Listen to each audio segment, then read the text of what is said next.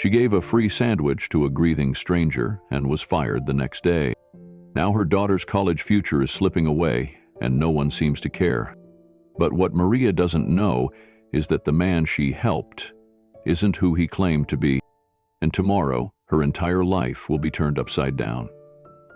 Before we continue this incredible story, let us know where you're watching from. If you enjoy stories like this, subscribe to the channel, because tomorrow we have another inspiring story you won't want to miss.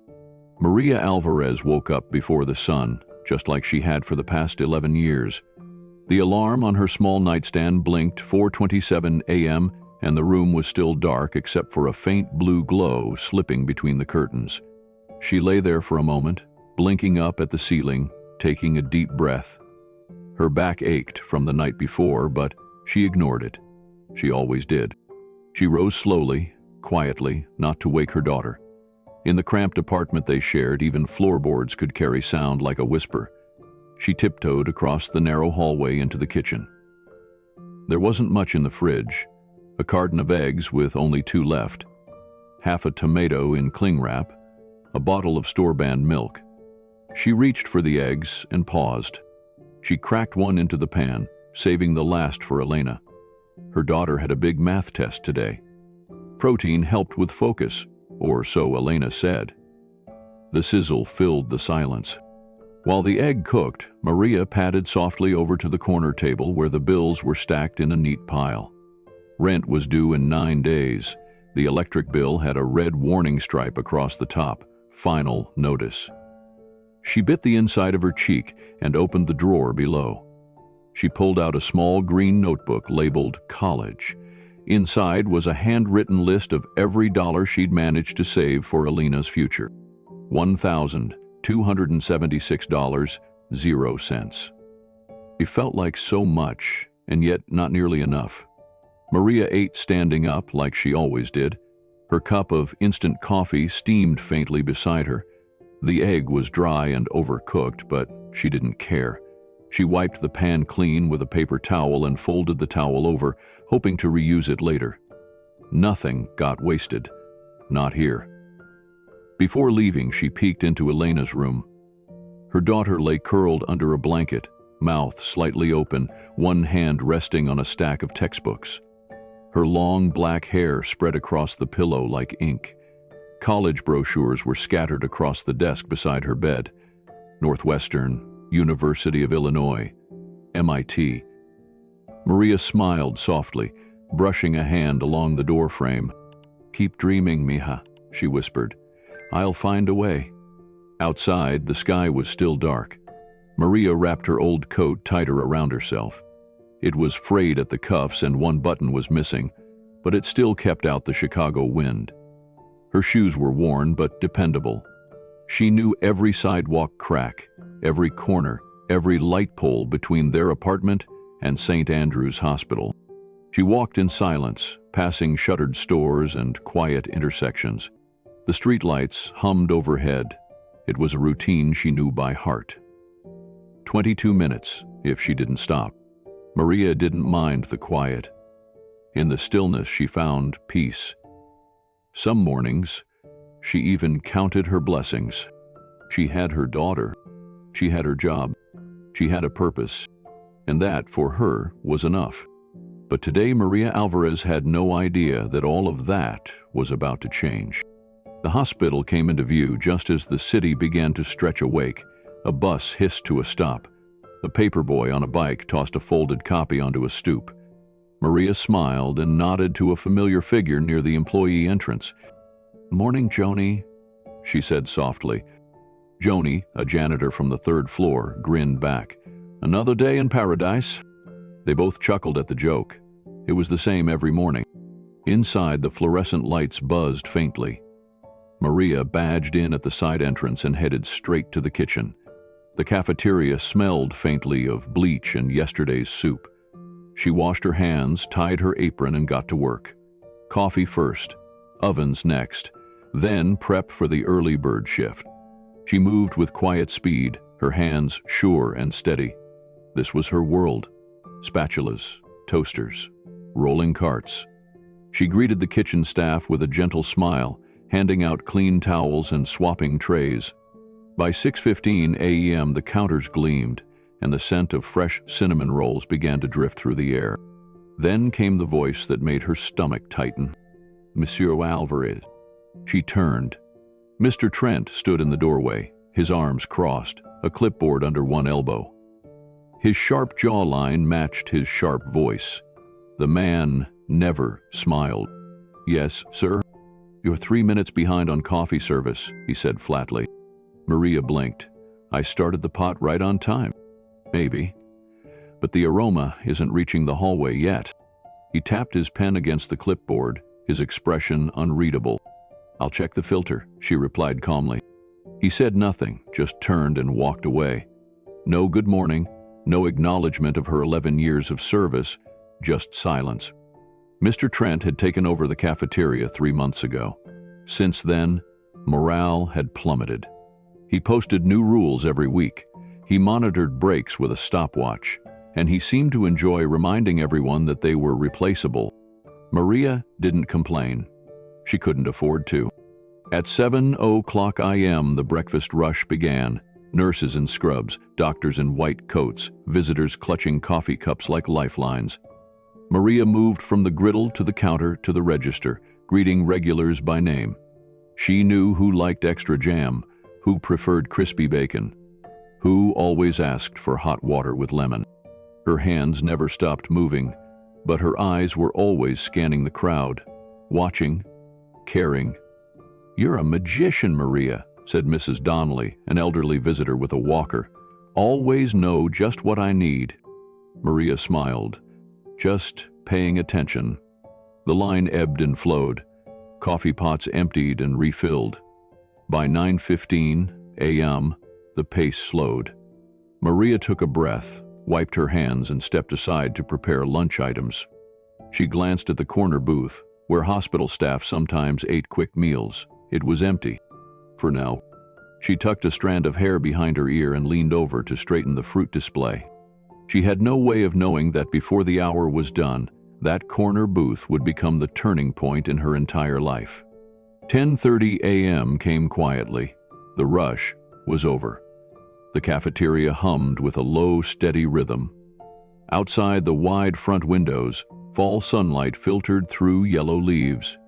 Inside, Maria cleaned the last tray from breakfast and stacked utensils with practiced grace.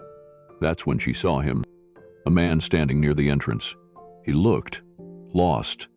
Not the kind of lost that meant he didn't know where to go, but the kind that came from deep inside. His clothes were clean but wrinkled. His hair fell over his forehead in soft disarray. He looked like someone who hadn't slept, shoulders slumped, eyes distant.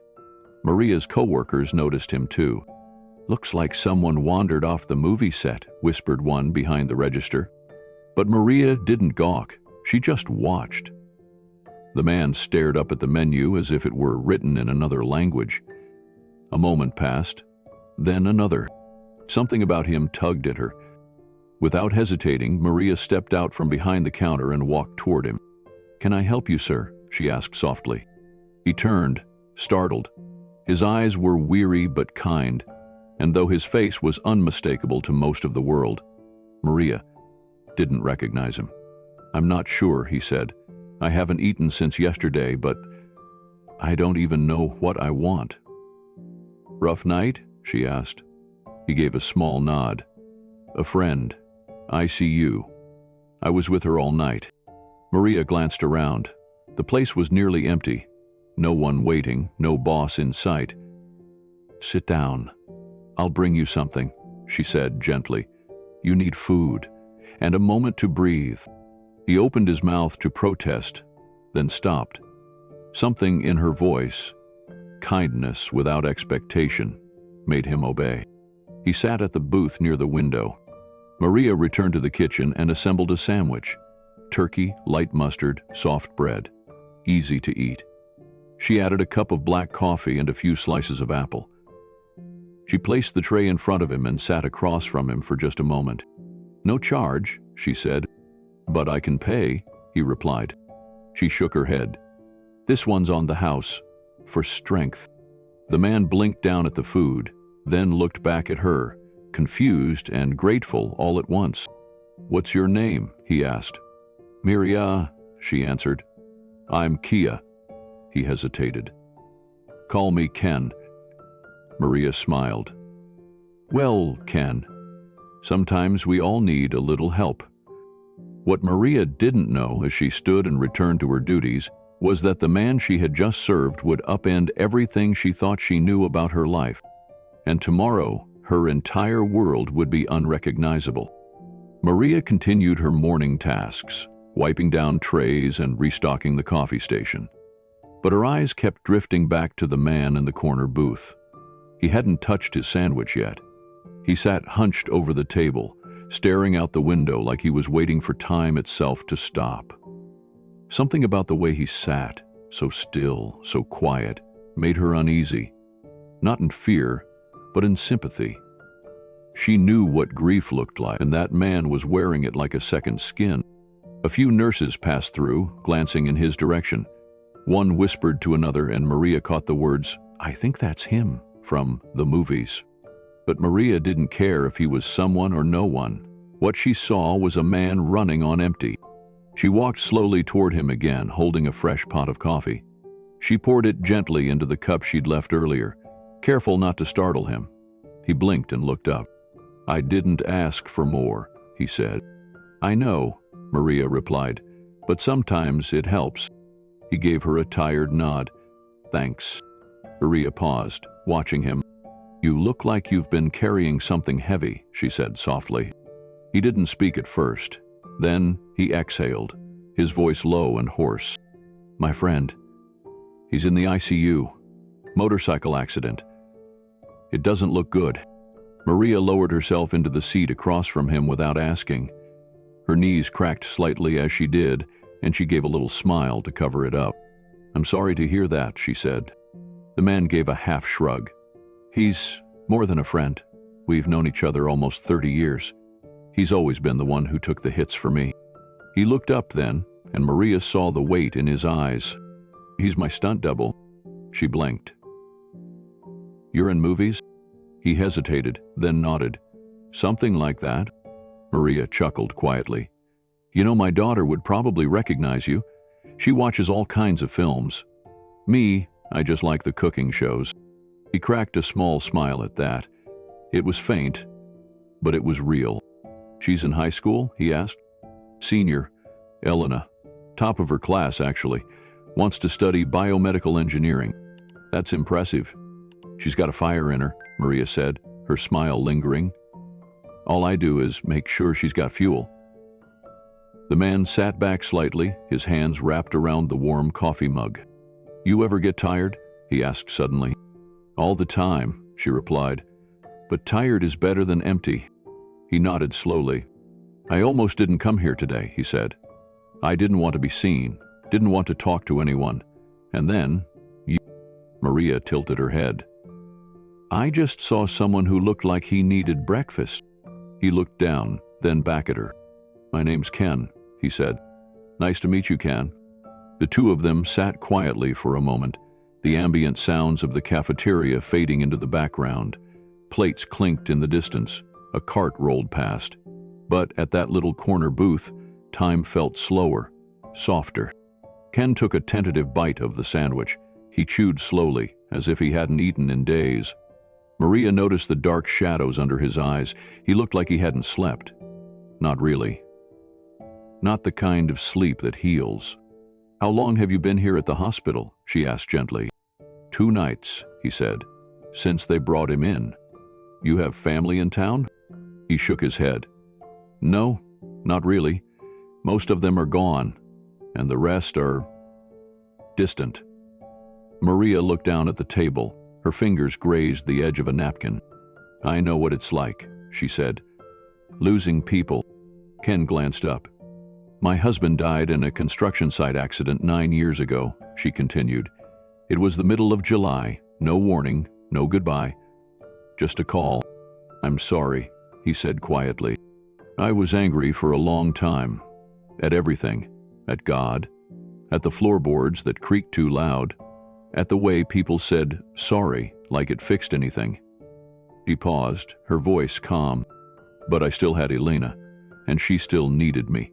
So I got up the next morning, and the morning after that, and I've been getting up ever since. Ken stared at her like she was the only real thing in the room. I didn't think anyone here would understand, he murmured. Maria smiled gently. We all carry things, Ken. The only difference is whether we hide them or not. He gave a quiet nod. Then he looked out the window again. I feel like I'm supposed to be strong. Like, if I fall apart, everything around me will fall too. Maria leaned in slightly. Sometimes strength looks like silence, she said. And sometimes it looks like asking for help. He looked at her again, as if seeing her for the first time. Where are you being so kind to me? He asked. Because I've been where you are, she replied. And I remember what it felt like when someone gave me a warm plate and didn't ask questions. Ken said nothing for a moment. Then he pulled something from his coat pocket, a small folded card. He slid it across the table.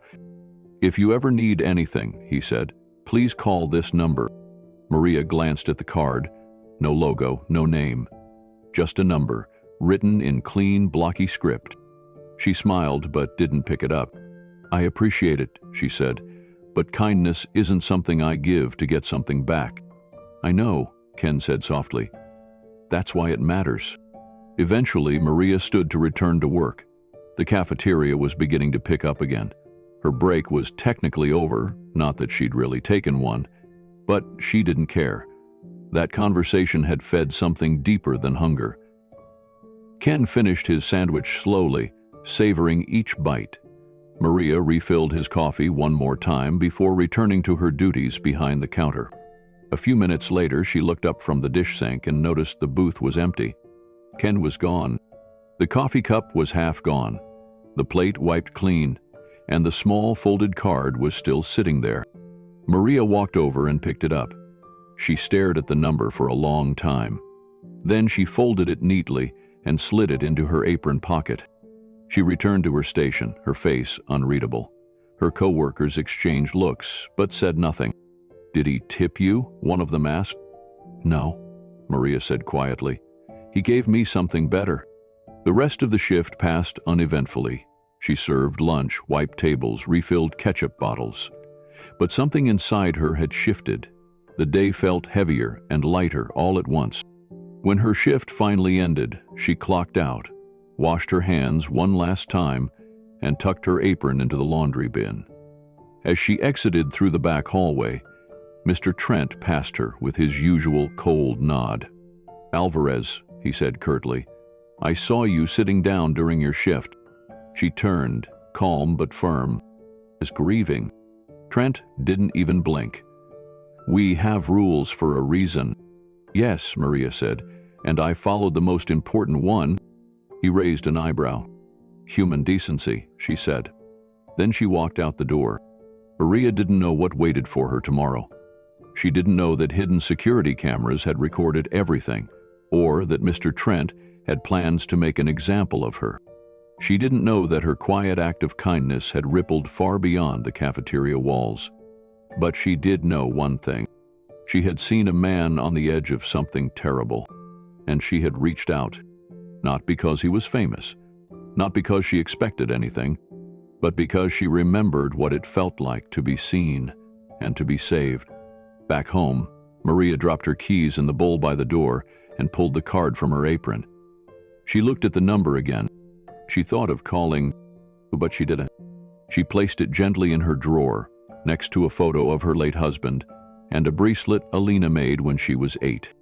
Then she sat on the couch, stared out the window, and whispered, "Let tomorrow bring what it will." The smell of grilled cheese lingered in the cafeteria air, mingling with the faint tang of disinfectant wafting in from the hospital hall. Keanu sat back in the booth, his coffee cooling beside him, his mind still reeling. He wasn't sure what had compelled him to say so much, or why this woman, this soft-spoken cafeteria worker, felt safer to talk to than anyone else in his life. Across from him, Maria remained quiet, not out of awkwardness, but respect. She let the silence breathe, gave space for whatever he needed to say next. "I haven't told anyone," Keanu said finally, "about what's happening upstairs."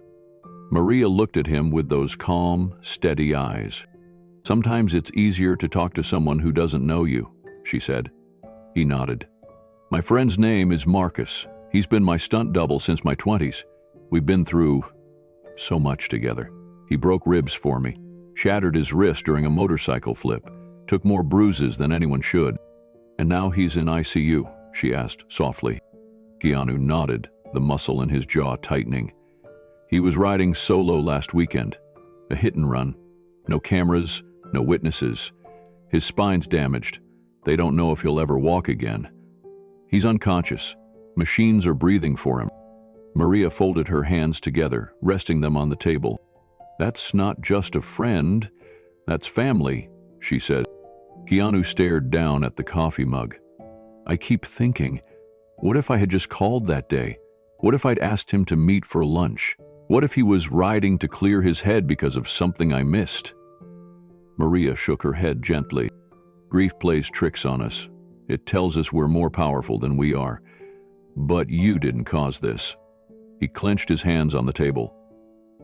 "But he spent his whole life protecting me, taking the fall, literally.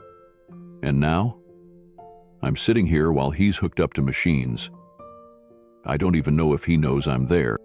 Maria's voice dropped to a whisper. "Sometimes presence is the only thing we can offer, just being in the room. Sometimes that's enough." Keanu looked at her. Not the way a celebrity looks at a stranger, but the way a man drowning looks at someone on the shore. "You really believe that?" "I do," Maria said. "I sat next to my husband's hospital bed for 3 days. He never woke up, but I like to believe he felt me there." Keanu didn't answer, but the wetness in his eyes said more than words ever could. They sat in silence again, not uncomfortable, but heavy with meaning. Keanu turned his gaze to the window. The sun had risen higher now, casting sharp light on the waxed floors. People came and went, oblivious to the moment unfolding in the corner booth. "I hate hospitals," Keanu said quietly. "The smell, the sounds. They always remind me of what I've lost." Maria nodded. "Me too. But sometimes they also remind us of what we still have." He tilted his head, curious.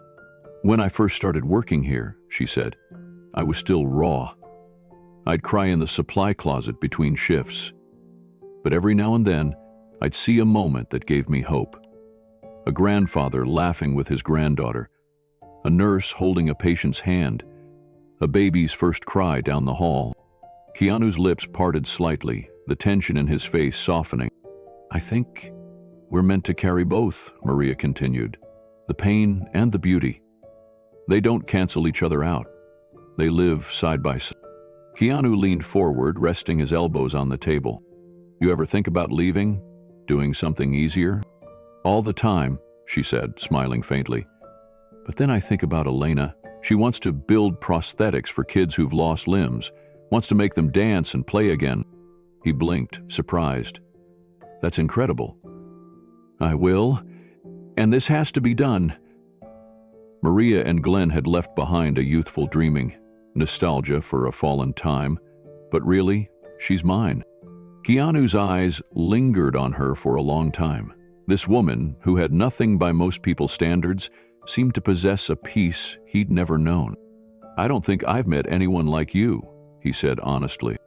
Maria chuckled. "I'm just a cafeteria worker, Ken." "No," he said, shaking his head. "You're more than that. You see people." She smiled but didn't respond. Her eyes said thank you. He reached into his coat pocket and pulled out a small, plain white card. No logos, no titles, just a handwritten number. He slid it across the table. "If you ever need anything," he said softly, "please call me. I mean it." Maria picked up the card, looked at it for a second, and then set it gently back down. "I appreciate that," she said, "but kindness shouldn't come with strings." "It doesn't," Keanu replied quickly. "Not from me." She nodded, accepting the gesture without promising anything. "Well," she said, rising from the booth, "my break's over." He stood too, automatically. "Thank you for the food and the conversation." Maria smiled again, the same quiet smile that made him feel more human than he had in years. "Take care of your friend," she said. "I will." Maria turned and walked back toward the kitchen. Her steps were unhurried, but purposeful. Keanu watched her go, something stirring in him that he couldn't name. A warmth, a calm, a sense that maybe, just maybe, the world still had good people in it. He reached for his coffee, took one last sip, and quietly left the cafeteria. What he didn't notice, what neither of them noticed, was the tiny black dome in the ceiling above the booth. A security camera, recently installed as part of Mr. Trent's new efficiency monitoring system. It had recorded every moment, every word. And now those digital eyes were being reviewed by the very man who'd been waiting for Maria to slip up. Mr. Trent stood in his office, arms crossed, watching the footage on his monitor. He paused the screen just as Maria sat down at the booth. He zoomed in, saw the plate, the sandwich, the coffee, her leaning in as the man spoke. He clicked the mouse and brought up the staff log. Maria had not clocked out for a break. She had sat during work hours. Served unauthorized food, broken protocol. He smirked coldly. "Got you," he muttered. He clicked a button and flagged the footage for documentation. Tomorrow morning he planned to make an example out of her. A warning to the rest of the staff that no one was exempt from the rules, not even the ones who smiled the most. Meanwhile, Maria returned to her duties, unaware that her quiet act of compassion had already set the wheels in motion. She prepped lunch trays, wiped counters, and checked in with Joni, who handed her a stack of clean dish towels. "Elena's test go okay this morning?" Joni asked casually. "Sheem said she nailed it," Maria replied, her face lighting up. "Wants to start applying to colleges this weekend." She's lucky to have you. I'm lucky to have her." Joni smiled and walked off. Maria took a deep breath and turned toward the back cooler, humming softly to herself. There was no way for her to know that a quiet storm was brewing behind closed office doors. There was no announcement, no warning, just a sense deep in her bones that something had shifted. Not in a bad way, not yet, but enough to make her stop in the middle of the kitchen and reach into her pocket, pulling out the small white card. She stared at the number for a moment, then tucked it back into her apron. She'd forget about it by the time she got home, but the man who gave it to her, he wouldn't forget her. And soon, neither would the rest of the world.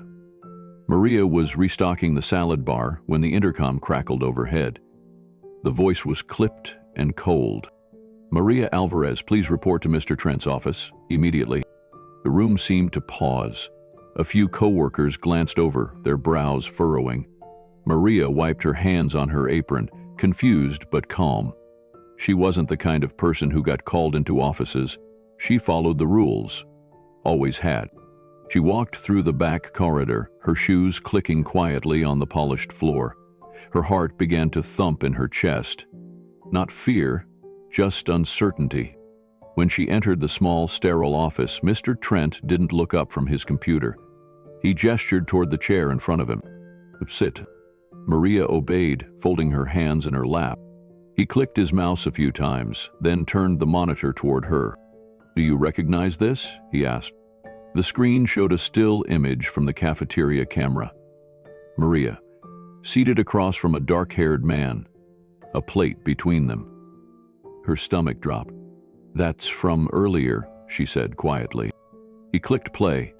The footage rolled silently. Her pouring coffee, him speaking, her nodding, then the card sliding across the table. Mr. Trent paused. "You served food to a non-paying individual. You did not log the meal. You did not clock out. You violated policy." "I was grieving," she said gently. He hadn't eaten in days. Mr. Trent leaned back in his chair. Maria, this is a business, not a charity. I didn't do it for recognition, she said, her voice calm but shaking. He was sitting alone. He looked hollow. I gave him breakfast, that's all. Mr. Trent's lips thinned. And you sat with him during active work hours. I spoke with a human being in pain, she replied. I gave him 10 minutes and a warm meal. He stared at her, expressionless. You understand that we have zero tolerance for unauthorized use of hospital resources? Maria blinked, as if trying to process the words. I've worked here 11 years, she said softly.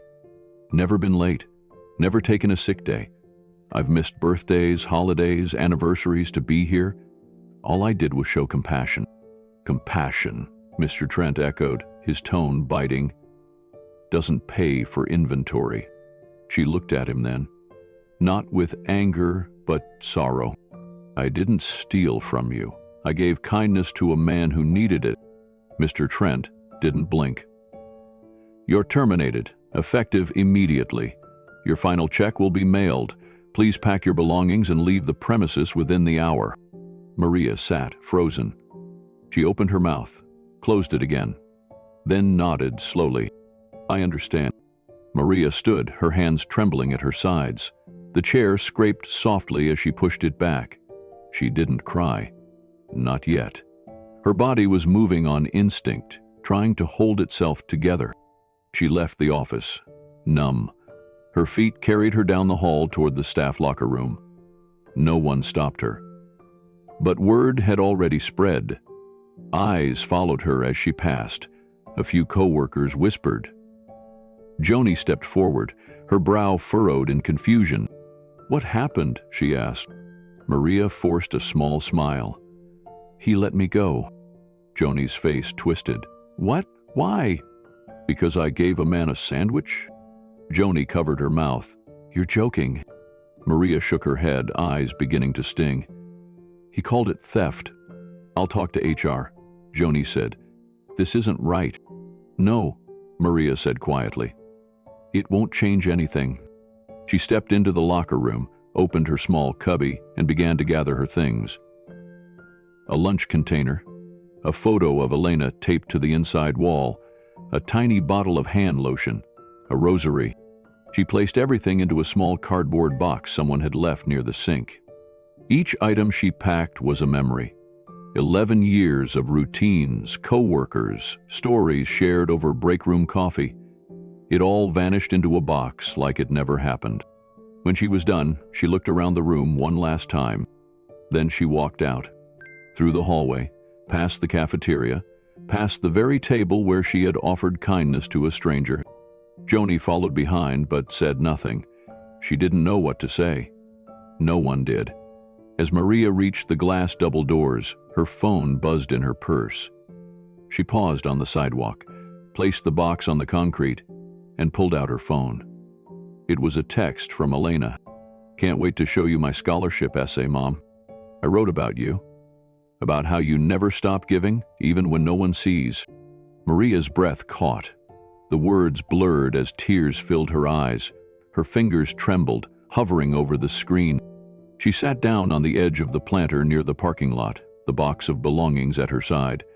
The sky was overcast, the light gray and flat. A chilly breeze swept through, but she barely felt it. The weight of the morning settled on her shoulders. She'd lost her job, her only source of income. She had bills due, rent looming, Elena's college dreams hanging by a thread, and all because she cared. For the first time in a long while, Maria let herself break. She buried her face in her hands and wept. Her sobs were quiet but raw. Her shoulders shook. The parking lot was mostly empty at that hour, just a few cars coming and going. No one stopped, no one asked. She was just another woman on a curb, holding a box of things that no longer had a place. Her phone buzzed again. Are you okay? You're usually home by now. Should I start dinner? Elena's message pierced her like a blade wrapped in silk. Maria quickly wiped her face with the sleeve of her cardigan. She couldn't answer yet, not like this. She picked up the box and stood slowly. Her back ached. Her legs felt like lead. But she walked toward the bus stop with steady steps. On the ride home, she sat in the back corner, clutching the box to her chest like a shield. The world outside the window blurred past. Fast food signs, construction cones, a mother holding her toddler's hand. Maria stared blankly, her mind tumbling through numbers, scenarios, plans she might salvage from the wreckage. But she kept returning to one moment: the man in the booth, the way he looked at her, the pain in his voice, the simple way he said thank you.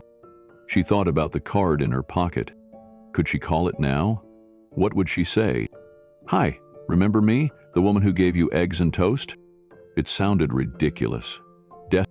And yet, something inside her whispered that he had meant it, that maybe the kindness she gave had planted something deeper than either of them realized.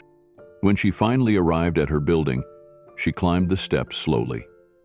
Each footfall felt heavier than the last. Inside, the apartment was warm, smelled like rice and garlic. Elena peeked out from the kitchen. "Hey, you're late, are you okay?" Maria forced a smile and set the box down on the entry bench. "I'll tell you in a minute," she said. "Just let me wash up first." Elena returned to stirring the pot, unaware of the storm brewing just behind her mother's eyes. Maria stepped into the bathroom, closed the door, and sat on the closed toilet lid. She pulled the card from her apron and stared at the number again. It was just digits, ink on paper. But maybe it was something more. She didn't dial, not yet, but she didn't throw it away either. She folded it carefully and slid it into her wallet, behind a photo of Elena as a toddler with spaghetti on her nose. Then she stood, took a deep breath, and stepped back into the kitchen, determined to make dinner, even if the world had turned upside down. Maria stood at the kitchen stove, stirring the rice as the steam rose into her tired face. Elena moved around the small apartment, humming a soft tune as she pulled out plates and silverware, her ponytail bouncing with every step. The apartment was tiny, but warm. Lived in. A few family photos on the wall, a small vase of silk flowers on the table, and a "Good Luck Northwestern" poster that Elena had made herself the day her acceptance letter came in the mail. Maria turned off the stove, plating the food carefully: chicken thighs, beans, and rice. A simple meal, but enough. "Dinner's ready," she said, her voice softer than usual. Elena flopped into her chair, grinning. "I've been waiting for this all day. They sat across from each other, the light from the overhead bulb casting gentle shadows between them. "Elena," Maria began, picking at her rice, "I need to talk to you about something." Elena paused mid-bite. "Is everything okay?" Maria hesitated. She didn't know how to say it. She didn't want to ruin this moment, this little slice of normalcy, but there was no use pretending. "I lost my job today," she said. Elena blinked. "What?" Maria took a breath. "Mr. Trent called me into his office. He said I violated policy because I gave a man a free breakfast, a stranger.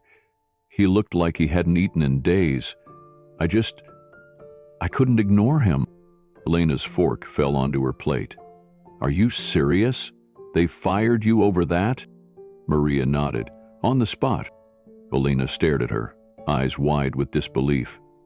"But what about rent? What about school?" Maria reached across the table and took her daughter's hand.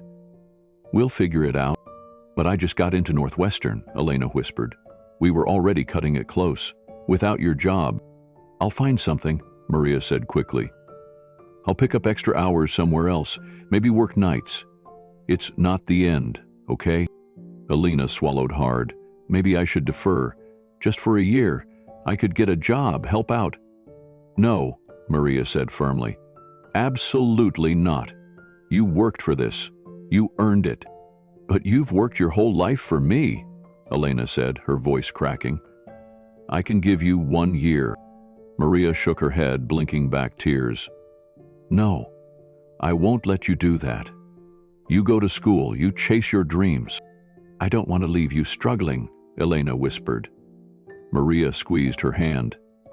Then don't stop dreaming. That's all I ask. They ate in silence for a few minutes, both of them lost in thought. The air between them was filled with unspoken fear. How long would the savings last?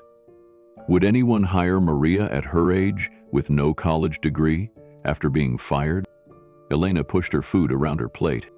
I started writing my scholarship essay today, she said softly. It's one of those "who inspires you" questions. Maria raised her eyes. Elena smiled faintly. I wrote about you. Maria tried to smile, but her face crumpled. Sweetheart. No, listen, Elena said.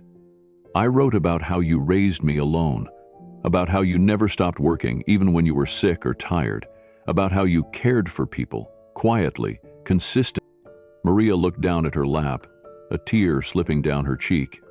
I said that you made me want to help people too, that I want to build things that give people their lives back, because that's what you do. You give people little pieces of hope. Maria covered her mouth, overwhelmed. I didn't tell them about all the sacrifices, Elena continued. Like you skipping dinner so I could eat, or working double shifts on holidays. But I hope they see it. I hope they know. Maria stood up suddenly, walked around the table, and wrapped her arms around her daughter. She held her close, tighter than she had in weeks.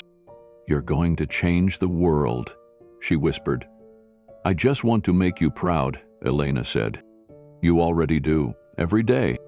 They stayed there for a long moment, clinging to each other, as if the act alone could keep everything from falling apart.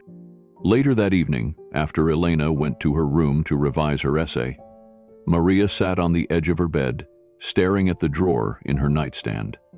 She opened it slowly and reached for the small white card. The digits stared back at her. She traced her finger over the ink. Part of her wanted to tear it up, throw it away. She didn't want pity. She didn't want charity. But another part of her, the desperate, tired part, wondered if maybe this was a thread worth holding on to. She picked up her phone, stared at the keypad, and hovered over the numbers. Then, just as quickly, she turned off the screen and set the card down. Not tonight. Instead, she opened the drawer again, placed the card inside, and gently laid it next to her wedding ring, the one she hadn't worn in years but could never part with. She closed the drawer slowly, her heart aching with 1,000 silent fears. The apartment was quiet except for the faint tapping of Elena's laptop keys. Maria sat by the window, staring out at the flickering street lamp across the road. Her hands were folded in her lap, her shoulders slouched with fatigue. But she didn't sleep. Her thoughts ran in circles. Every bill, every rent check, every grocery trip. How would they manage now? Her pride told her she'd figure it out, that she always had, that there was no reason to call a stranger for help. But her heart whispered something else. What if this wasn't just a stranger? What if there was a reason their paths crossed? What if kindness had a way of echoing back when you least expected it? She didn't know what Keanu could do, or if he'd even remember her. Maybe that moment in the cafeteria had meant something only to her. Still, there had been something in his eyes, something that said he understood. She glanced again at the nightstand. No, she wasn't ready. Instead, she got up, walked quietly to Elena's room, and stood in the doorway for a moment. Her daughter sat cross-legged on the bed, typing furiously, earbuds in. Maria watched her, a bittersweet smile tugging at the corners of her lips. Elena was the reason she pushed through every hardship, the reason she kept getting up, kept trying, kept hoping. And no matter what happened, she wouldn't let her fall. Maria tiptoed back to her room, pulled the blankets over herself, and whispered into the dark. I'll fix this. I don't know how yet, but I will. Outside, the city buzzed on. Inside, a quiet promise had been made. And though Maria couldn't see it, the wheels were already beginning to turn. Not just in her world, but in his. Maria stood at the kitchen sink, rinsing the breakfast dishes. A soft breeze fluttered the curtain beside her, the scent of soap mixed with faint garlic from last night's meal. Elena had already left for school, her scholarship essay folded carefully in her bag.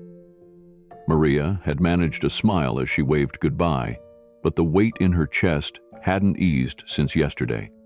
She scrubbed harder, trying to ignore the silence pressing in. No clatter of cafeteria trays, no background chatter from coworkers, just the rhythmic splash of water and the hum of an old refrigerator. Then her phone buzzed on the counter. She dried her hands quickly and picked it up. Blocked number. She hesitated. Normally, she would have let it ring out. She didn't have the energy for telemarketers or wrong numbers. But something, an ache in her gut, a quiet pull in her heart, made her answer. Hello? There was a pause, then a voice. Low, calm. Maria? She froze. It's me, Ken, from the hospital. She didn't speak. I know who you are, the voice continued, and I know what happened after I left. Still, she said nothing. I'm sorry, he said. I never meant for my silence to cost you something, but I found out you were fired. She swallowed. How did you know? I have friends. Someone recognized your name, and I asked questions. Maria leaned against the counter, her legs weakening. You didn't have to do that, she whispered. I couldn't ignore it, he replied. There was another pause. I was wondering if you'd meet me, he added. Today, just for coffee. I won't take much of your time. There's something I want to say. Something I should have said already. Maria glanced at the clock. Where? There's a cafe on Green and Westwood, 2 p.m. I'll be there. Maria's throat tightened. Why me? His voice softened. Because you're the first person in a long time who saw me. Not for what I've done or who I'm supposed to be, but for what I was in that moment. Just a man. Lost. She couldn't find the words. Please, he said, let me thank you. And the call ended. She stood there for a long moment, holding the silent phone in her hand, her breath shallow, her thoughts racing. The card, the kindness, the consequences. And now, this. Maria arrived at the cafe just before 2.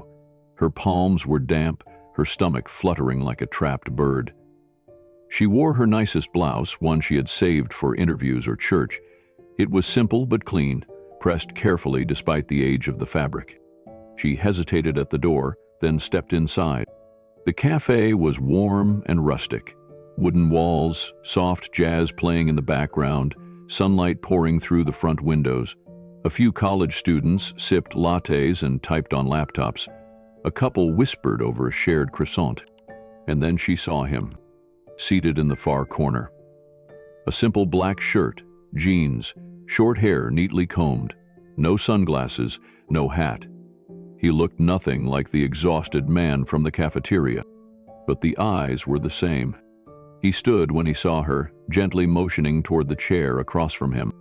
Hi, Maria, he said. She nodded, cautiously stepping closer. You really are? He offered a soft smile. Yeah, Keanu. She sat, still stunned. I didn't recognize you, not really. At the hospital, he said. I didn't want to be recognized. My best friend, my stunt double of 20 years, was in critical condition. He'd saved my life more times than I can count, and I was sitting there, thinking I might lose him. Maria's face softened. I'm so sorry. Keanu nodded. I hadn't eaten in 2 days, couldn't sleep. I just wandered into the cafeteria like a ghost. And then you just sat down. No questions, no selfies, just kindness. She lowered her gaze. It's what anyone would have done. No, he said gently. It's not. They sat in silence for a moment as the waitress approached. Keanu ordered 2 coffees. Maria didn't object. I heard what happened after I left, he continued. Your supervisor saw the footage. Fired you for a plate of food. Maria looked down. I tried to explain, but it didn't matter. I want to make it right.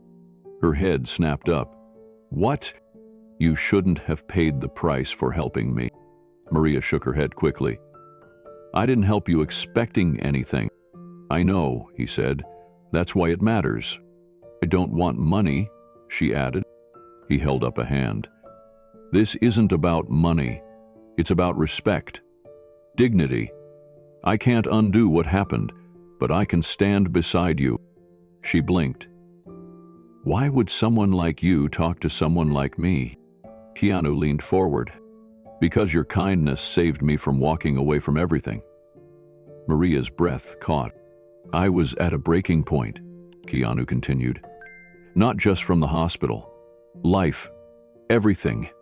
I've spent so many years giving to causes, showing up for events, and somehow I forgot what real human connection feels like. Then you sat across from me, no pretense, no agenda. Maria tried to steady her voice. But I'm just me. And I'm just me, he said. Titles fade, fame fades, but what you did, what you gave, it stayed with me. It reminded me why I do anything at all. She sat in stunned silence, unsure what to say. I don't want to embarrass you or make a spectacle, Keanu continued. I just want to do something to honor what you gave me, because it changed something in me. Maria's fingers gripped her coffee cup. My daughter's trying to go to college, she said quietly. She got into Northwestern, but now I don't know how I'll keep us going. I haven't told her yet, but we're already behind on rent. Keanu nodded slowly. I want to help, he said, and not just with money. I want to tell your story, your real story, because there are millions of people who need to see what dignity looks like when no one's watching.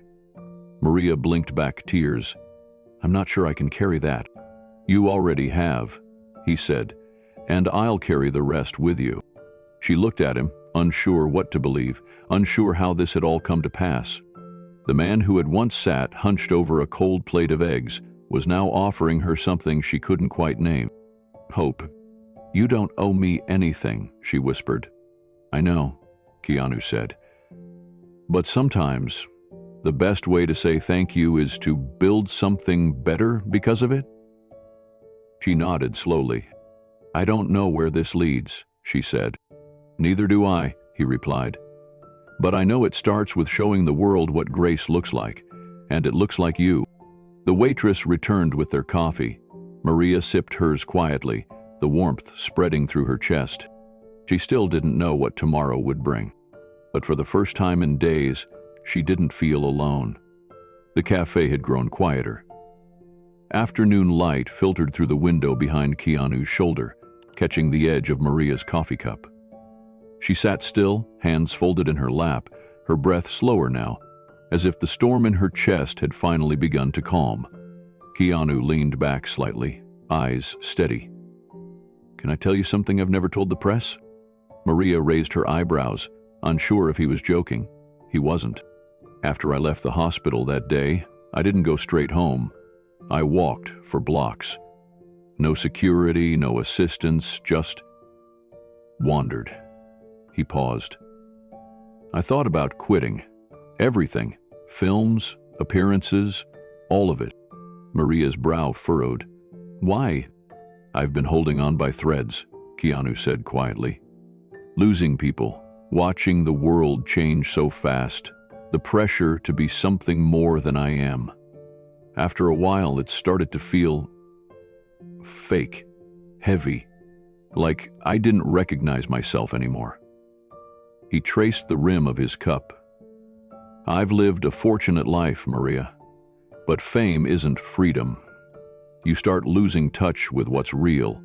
You start doubting your impact. She nodded, her voice soft. Even people who seem to have everything can feel lost. Keanu smiled faintly. Exactly. But that morning in the cafeteria, you reminded me of something I hadn't felt in a long time. Kindness without agenda. Compassion with no spotlight. Maria looked down. I just gave a man a plate of food. You gave me more than that, Keanu said. You gave me perspective. He reached into his jacket pocket and pulled out a folded sheet of paper. And it made me rethink what I'm doing with my platform. He slid the paper across the table. Maria hesitated, then unfolded it. At the top, in simple black letters, were the words, "The Keanu Reeves Foundation." Her eyes scanned it, confused. "My sister," Keanu said. "Her name was Kim. She died of leukemia years ago. She was strong, kind. She believed in building things that lasted, and she never once gave up on anyone, even when she was the one in pain." Maria blinked slowly. "I'm sorry. I didn't know." "She was the best person I've ever known," he said. "And lately I've been thinking, if I'm going to keep going, it needs to be for something that honors her. Something real." Maria set the paper down, her fingers trembling. "What does this have to do with me?" Keanu met her gaze. "Because I want you to help me build it." Maria's eyes widened. She leaned back in her chair as if the words themselves had pushed her. "Me?" Keanu nodded. "But I make sandwiches, Mr. Reeves. I'm not a lawyer or a CEO. That's exactly why I want you." Maria's hands tightened on the edge of the table. "I don't understand." "This foundation isn't about charity galas and red carpets," Keanu said. "It's about people like you. People who work, who struggle, who understand what dignity looks like when no one's watching." Maria swallowed hard. "But I've never run anything. You've raised a daughter. You've cared for a community. You've shown grace when no one was looking.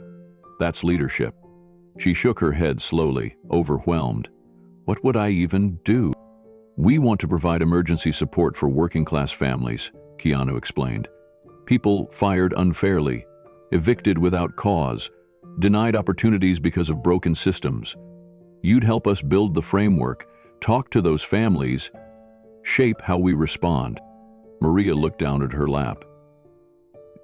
"You really think I could do that?" "I know you can," he said, "because you've lived it." She stared at the paper again. The words blurred slightly as tears filled her eyes. "You don't even know me," she whispered. "I know what you did when no one was watching," Keanu said. "That's enough for me." Maria sat silently, her thoughts racing. Bills, rent, Elena's tuition, her pride, her fear, and then her voice, fragile and trembling, broke the silence. "I'm scared." Keanu nodded slowly. "So am I." That surprised her. "This isn't just your leap, Maria," he said. "It's mine too. I've never built something like this before, but I believe it's time." She bit her lip. "What if I fail?" "Then we try again," he said. "Together." She laughed nervously, wiping a tear from her cheek. "This feels like a dream, like something that happens to someone else." Keanu leaned forward, his voice gentle. "You've been the someone else your whole life. It's time you became the someone." Maria looked out the window. A couple passed by, holding hands. The world kept moving, unaware that something sacred had just been placed in her lap. She turned back to Keanu. "What if I say yes?" He smiled. "Then everything changes." They sat quietly for a moment, letting the weight of the conversation settle like morning dew. Maria folded the paper again, gently, as if it were fragile.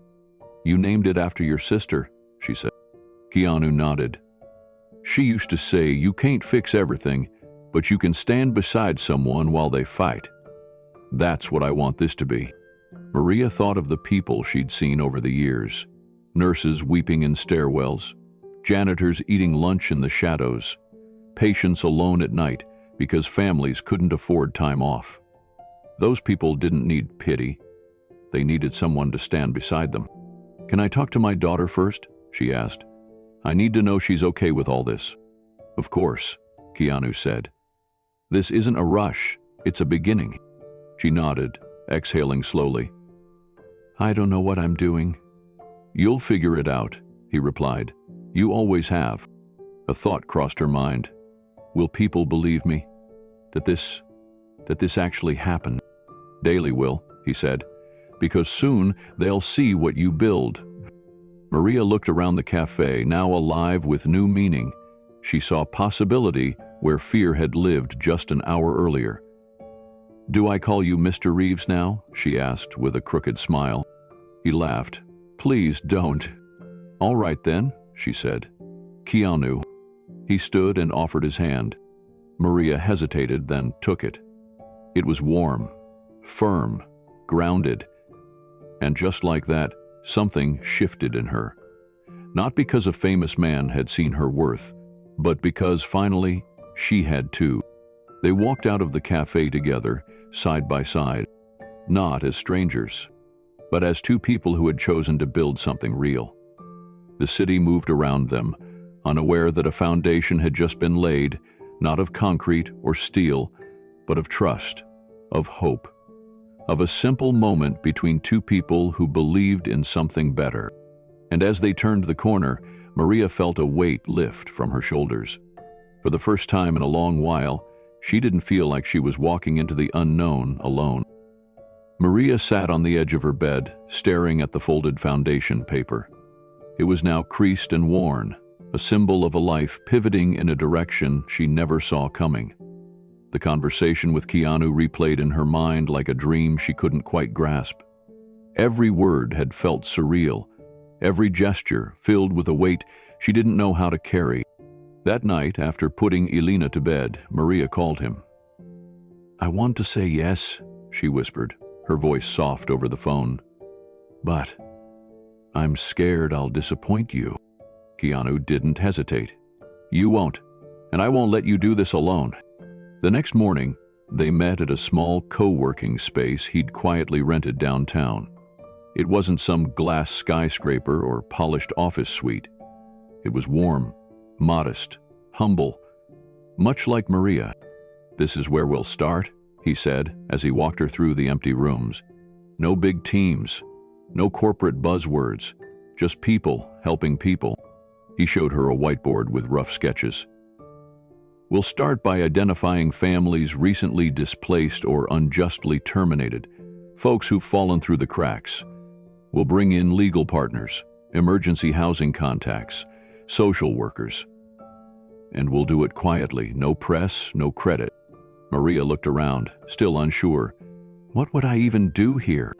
Keanu turned to face her. "Be the soul of it." She blinked, confused. "You'll help shape the stories we listen to. You'll sit with the people who are too tired to speak. You'll help us build programs that matter, not because they check boxes, but because they change lives." Maria's eyes filled again. "I don't have the training. I'll make sure you get it," he said gently. "We'll bring in consultants, mentors. You'll learn every step of the way. I'll be here the whole time." Still, doubt clung to her shoulders. Then he reached into his jacket again and pulled out a small envelope. He handed it to her with care. "What's this?" she asked. "Something I needed you to see before we take the next step." She opened it. Inside was a printed letter from Northwestern University. Her hands shook as she read it. "Congratulations," it began. "We are pleased to inform you that your daughter, Maria Alvarez, has been awarded a full scholarship to Northwestern University. The scholarship has been fully funded by a private donor who believes in her potential." Maria stared at the letter, then back at him. Tears spilled freely now. She clutched the paper to her chest, trying to speak but failing. Her voice was choked by gratitude too large for words. "You did this," she finally managed. Keanu nodded. "I made a few calls." "But why?" she asked. "Why would you do this for us?" Keanu lowered his voice. "Because someone like you helped someone like me when I had nothing left." He looked away briefly, struggling with his own emotion. "That day in the cafeteria, I wasn't just tired. I was done. You didn't know who I was, and you didn't care. You just saw a man in pain and chose kindness." Maria placed a hand on the side of the envelope, her fingers trembling. "But you're Keanu Reeves. You could have chosen anyone to help you with this." "I didn't want anyone," he replied. I wanted you. She stepped back, overwhelmed by the enormity of it all. This is too much. No, Keanu said. This is what you deserve. This is what the world has owed you for years. Maria wiped her face and took a breath, deep and steady. Then I'll say yes. Keanu smiled. But, she added, holding up a finger, on one condition. He raised an eyebrow. What's that? Then I don't just sit behind a desk and make calls, she said. If I do this, I do it my way. I visit every family. I hear every story. I make sure no one like me is ever invisible again. Keanu's smile deepened. That's exactly what I was hoping you'd say. Maria sat down in the empty chair beside the whiteboard. It still felt unreal, but in that moment a new sense of strength began to bloom in her chest. I want this place to feel like the kitchen I used to work in, she said. Welcoming, no barriers, no judgment, just help. Keanu nodded. Then that's how we'll build it. He handed her a small key. To the front door, he said. You're not just working here, you're co-founding this with me. Maria held the key like it was made of gold. I don't know how to thank you. You already did, he said softly, with a sandwich and a seat at your table. They stood there, surrounded by empty walls and future dreams. And slowly, the fear in Maria began to fade, replaced by something new, a sense of purpose. That evening, Maria returned home with a lightness in her step she hadn't felt in years. Elena was in the living room, textbooks open, typing on her laptop. She looked up as her mother walked in and saw the envelope in her hand. What's that? Maria handed it to her. You got into Northwestern, and someone believes in you enough to pay for every penny. Elena's jaw dropped. Wait, what? Mom, what are you talking about? An anonymous donor, Maria said with a knowing smile. Someone who thinks the world should see what you can do. Elena read the letter, her hands shaking. She looked up, eyes wet. This changes everything. I know, Maria whispered. They hugged tightly. A long, silent embrace filled with years of sacrifice, struggle, and now, possibility. Later, after Elena had gone to bed, Maria sat alone in the kitchen with a cup of tea. The quiet hum of the refrigerator, the soft clink of the spoon in her mug, the steady beat of her heart. Everything felt new. She looked at the key again, now resting on the table. Then she picked up her phone and sent a message to Keanu. Thank you. Tomorrow we begin? His reply came just a minute later. I'll be there at 9. Bring your ideas. Maria smiled to herself. She had many. The next morning she arrived early. The office was still quiet, the sun barely rising over the city skyline. She stood in the doorway, key in hand, then stepped inside. It smelled like fresh paint and new hope. Keanu was already there, unpacking a box of files. He looked up and nodded. Ready? Maria nodded back. More ready than I've ever been. And so they began. One phone call at a time. One family at a time. Maria would spend her days not just helping, but transforming, turning the pain of her past into a light for others. Her mission wasn't charity, it was justice. Not handouts, but dignity. As the walls slowly filled with plans and names and stories, the foundation became more than a building. It became a movement. And it started with a sandwich, a quiet smile, and a woman who never stopped believing in others, even when the world stopped believing in her. 2 weeks later, Maria stood at the door of a new apartment. It was modest, with faded brick on the outside and a creaky wooden stairwell, but it was safe, clean, warm. The kind of place where dreams felt possible again. She turned the key slowly, unsure what she'd find. The unit had 2 bedrooms, a small balcony, and a kitchen that reminded her of the one in her old home, before everything fell apart. There was nothing fancy about it, but Maria didn't need fancy. she needed hope. And here, it filled every corner. She walked through the rooms, touching the walls, opening the cabinets. It still smelled like fresh paint and carpet glue, but beneath it all was the scent of a second chance.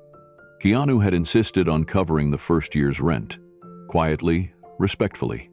He said it was just to give her space to breathe. No strings, he told her. Just a cushion so you don't have to carry it all at once. Maria accepted, not out of desperation, but with a promise to herself that she'd earn every step forward. She opened the windows and let the breeze in.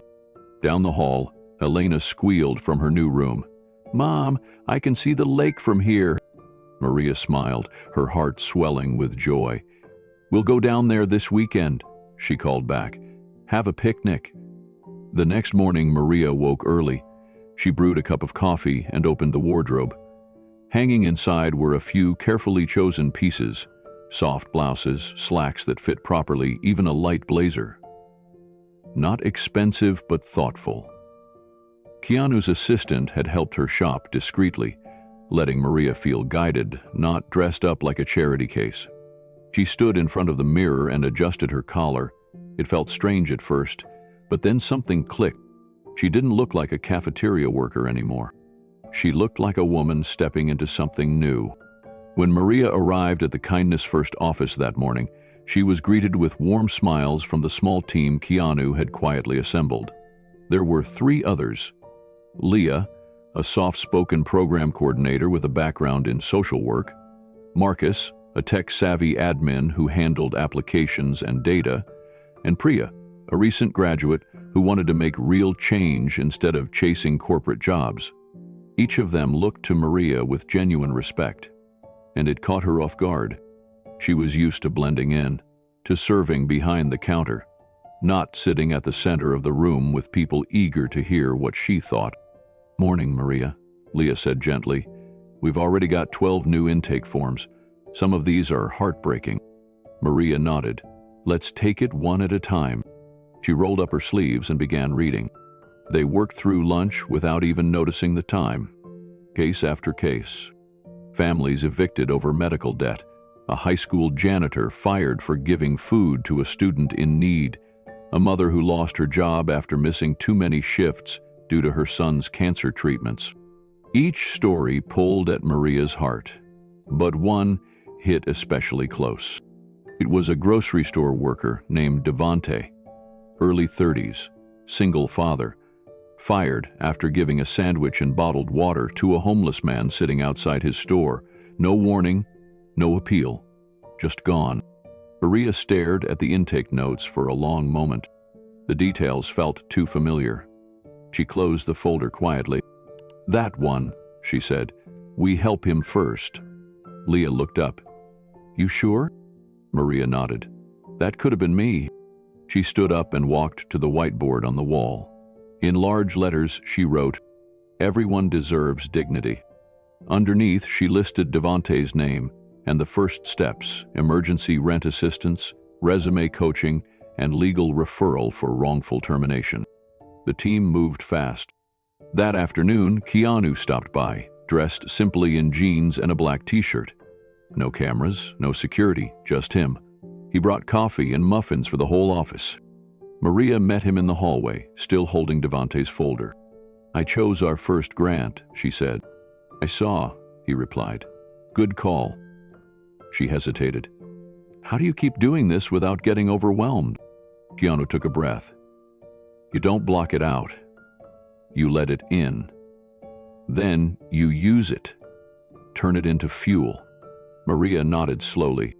As he walked back toward the others, she noticed how he never tried to lead the room. He didn't command attention. He offered space.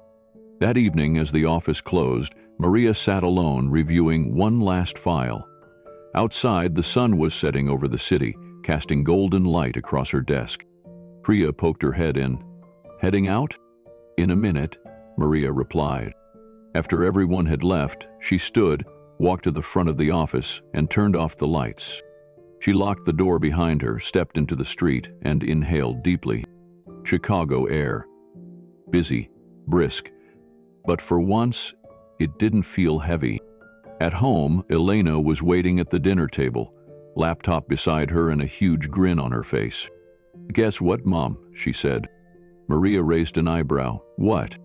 "I got picked to work on a project for cancer cell engineering. First-year students never get picked." Maria laughed, pure joy spilling out. "That's amazing, honey." Elena leaned in. "It's all because of you." Maria shook her head. "No, sweetie, it's because you earned it. I just made sure you had a path." Elena hugged her tight, and Maria held on a little longer than usual. Days turned into weeks. The office walls filled with thank you letters, photos, handwritten notes from strangers who were no longer lost in the system. Maria never got used to it. Every day, she arrived early, stayed late, listened deeply. She had a notebook where she kept names and stories, not just files. She believed in remembering people, not just their problems. The team grew to love her for it. When she spoke, they listened. When she paused, they waited. Her quiet strength anchored the work. One afternoon, Marcus told her, "You've changed this place already." She smiled gently. "I'm just doing what I wish someone had done for me." They had their first staff meeting in the break room with pizza boxes stacked high and soft jazz playing in the background. Keanu sat quietly at the back, letting everyone speak. When it was Maria's turn, she stood and spoke plainly. "We're not here to rescue people. We're here to remind them they were never broken." Everyone nodded. Later that night, Maria stood at her apartment balcony, watching the city below. Elena was inside, printing her first research notes for school. Maria looked up at the sky. For the first time in years, she didn't feel forgotten. She felt seen. She felt whole. A simple act of kindness had sparked a ripple. And now, that ripple was becoming a wave. Not because of fame, not because of money, but because one woman chose to care when no one else did. The meeting was scheduled discreetly just after business hours. Keanu Reeves arrived at St. Andrew's Hospital in a black hoodie and jeans, his usual understated way of blending into places. He didn't come with cameras or a press team, just his longtime legal advisor, Meredith Shaw, and a quiet purpose. They were ushered into a conference room with polished wood paneling and large windows overlooking the parking lot. The hospital board sat on one side of the table, 7 members, including administrators and legal representatives. Mr. Trent was notably absent. The tension in the room was immediate, though polite.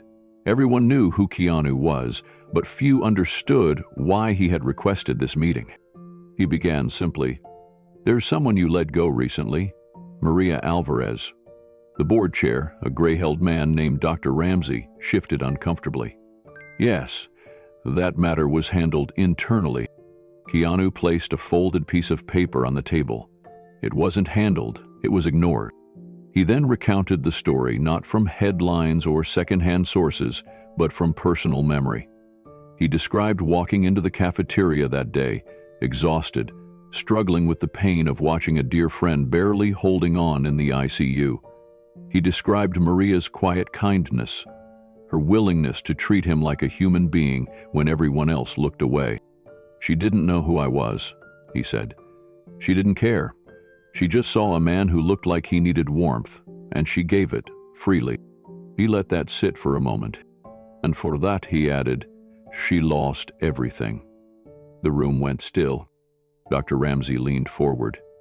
"Mr. Reeves, we were unaware of your involvement. Had we known—" "That's exactly the problem," Keanu interrupted, softly but firmly. "You shouldn't have to know who someone is to treat them with fairness." He then made his offer. A multi-million-dollar donation to St. Andrew's Hospital, funds earmarked for staff wellness, training programs, and improved working conditions in the cafeteria and support departments. It was a generous gift, but it came with one condition. "I want a public acknowledgement," Keanu said. "A formal apology to Maria Alvarez. A statement that admits what happened was wrong." One of the lawyers at the end of the table looked uneasy. "That could set a precedent." Keanu nodded. "I hope it does." Meredith slid a prepared document across the table. The donation contract is ready, but without the apology, there's no deal. Dr. Ramsey took a deep breath and looked around at his colleagues. For the first time that evening, they had nothing to say. 3 days later, the hospital issued the statement. It was published quietly on their website and sent to several local news outlets. The language was formal yet direct. St. Andrew's Hospital acknowledges the unjust termination of Maria Alvarez, a long-serving and valued member of our cafeteria staff. Upon review, it is clear that her act of compassion did not violate any formal policy and, instead, reflected the values we strive to uphold. We extend our sincere apology to Ms. Alvarez and offer the opportunity to return to her previous position at full pay and with backdated benefits. Maria saw the article by accident. She was on her way to the Kindness First office when Priya, beaming with excitement, held out her phone. "Have you seen this?" Maria took the phone and stared at the headline. Her hands trembled as she read each line. The apology, the offer, the recognition. She sat down slowly on a bench outside the office building and read it again, this time aloud. As she finished, her lips parted in disbelief. And by that, I actually said it. That afternoon, her phone rang. The caller ID showed the hospital's number. It was Dr. Ramsey. He apologized personally, in a voice tinged with discomfort but also humility. He repeated the hospital's invitation to return to her job. Maria listened quietly. "Thank you," she said when he finished. "But I already have a full-time mission now." There was a pause. "We understand," Dr. Ramsey replied. "We just wanted you to know you're welcome back anytime." Maria hung up and looked around at her new life. The modest apartment, the office where stories were being changed, her daughter thriving at college, and the people who now looked to her not as a cafeteria worker, but as a leader. Later that week, Keanu stopped by for a brief check-in. He walked in as Maria was reviewing a new case file. "I saw the statement," he said softly. Maria smiled. So did Elena. She cried. Keanu lowered his head. "It's not just about setting the record straight. It's about making sure this doesn't happen again." Maria looked at him with quiet conviction. "Then let's keep going." They didn't celebrate with champagne or press conferences. Maria marked the moment with a handwritten note, which she pinned to the office bulletin board. Sometimes the world needs a reminder. Kindness is not weakness, it's courage. Below it, she added one more line. "I forgive them." In that moment, redemption wasn't just about clearing her name. It was about reclaiming her voice and using it for everyone who had been silenced before her. It started with a blog post. No headline, no byline, just a quiet entry on a site that usually shared feel-good stories from small towns across America. But this one was different. The post told the story of a woman named Maria Alvarez, a cafeteria worker at a hospital who gave a meal to a grieving stranger and was fired for it. The post didn't mention Keanu Reeves. It didn't need to. It focused on Maria, on her courage, her quiet dignity, her refusal to become bitter. Within hours, the post had been shared thousands of times. The title was simple: "She was fired for kindness." People across the country began commenting, then reposting, then digging deeper. One commenter wrote, "My mom worked in hospital food service for 22 years. She got written up for giving an extra scoop of mashed potatoes to a kid who was crying."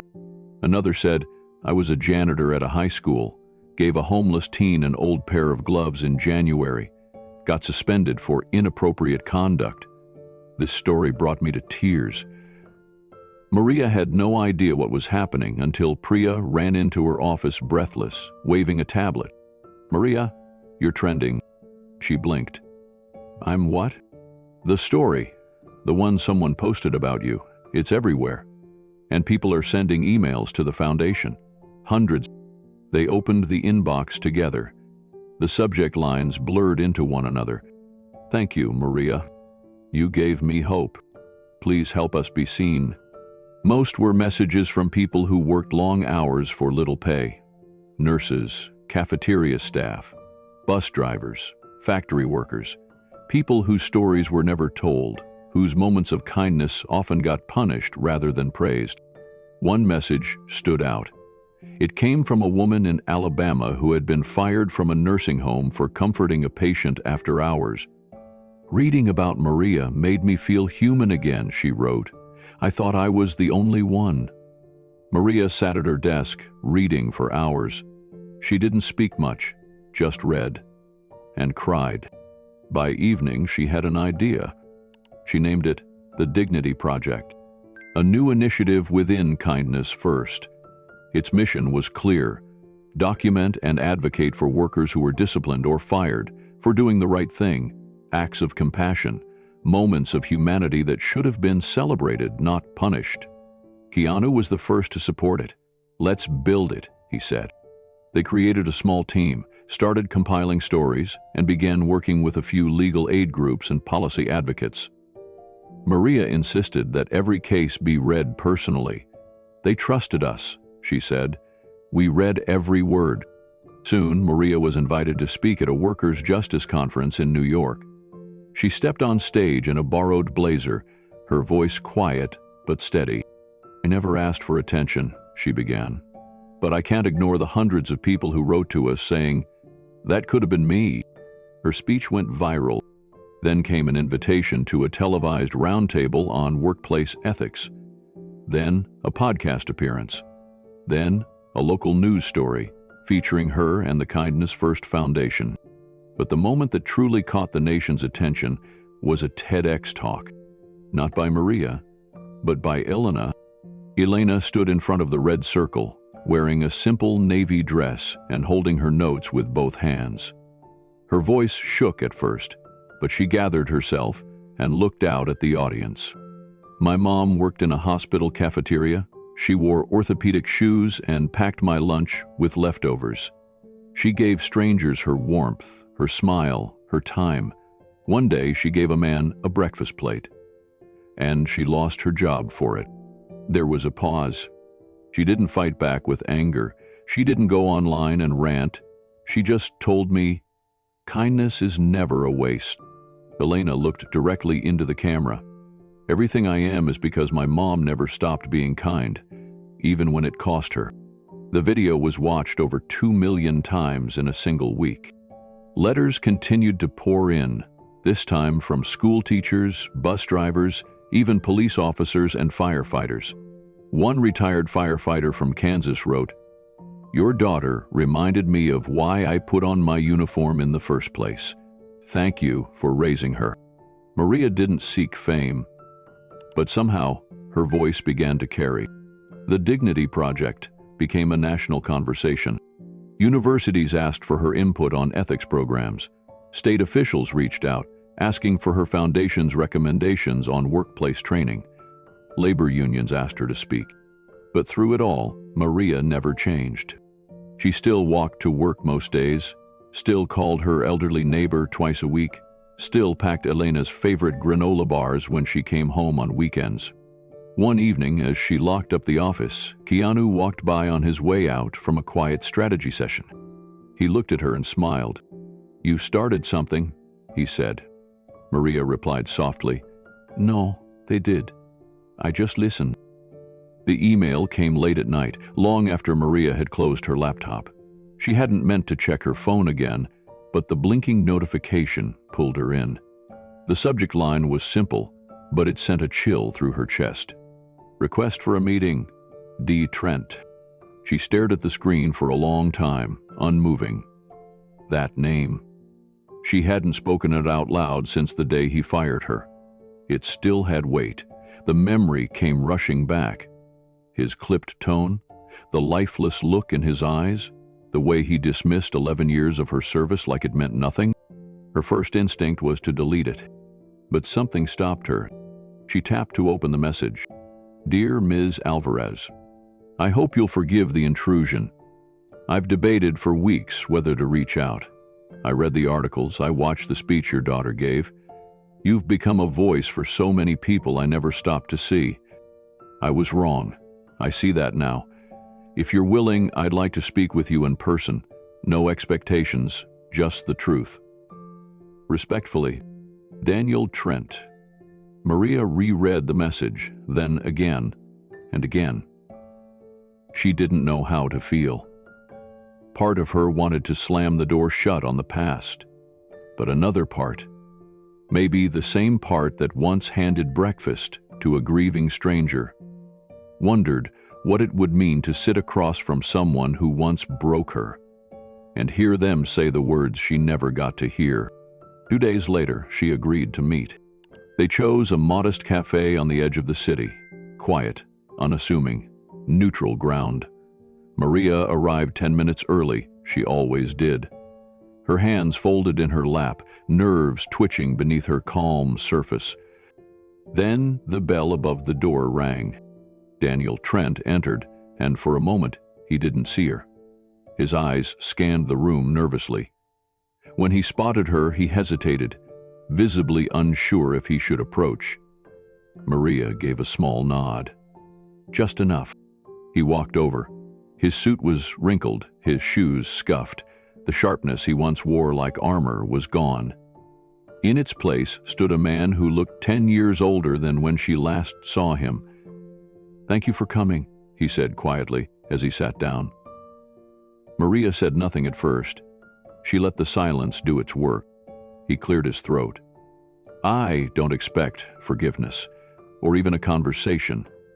I just needed to look you in the eye and say it." She looked at him, expression unreadable.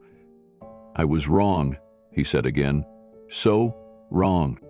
"I watched the footage again," he continued, eyes cast downward.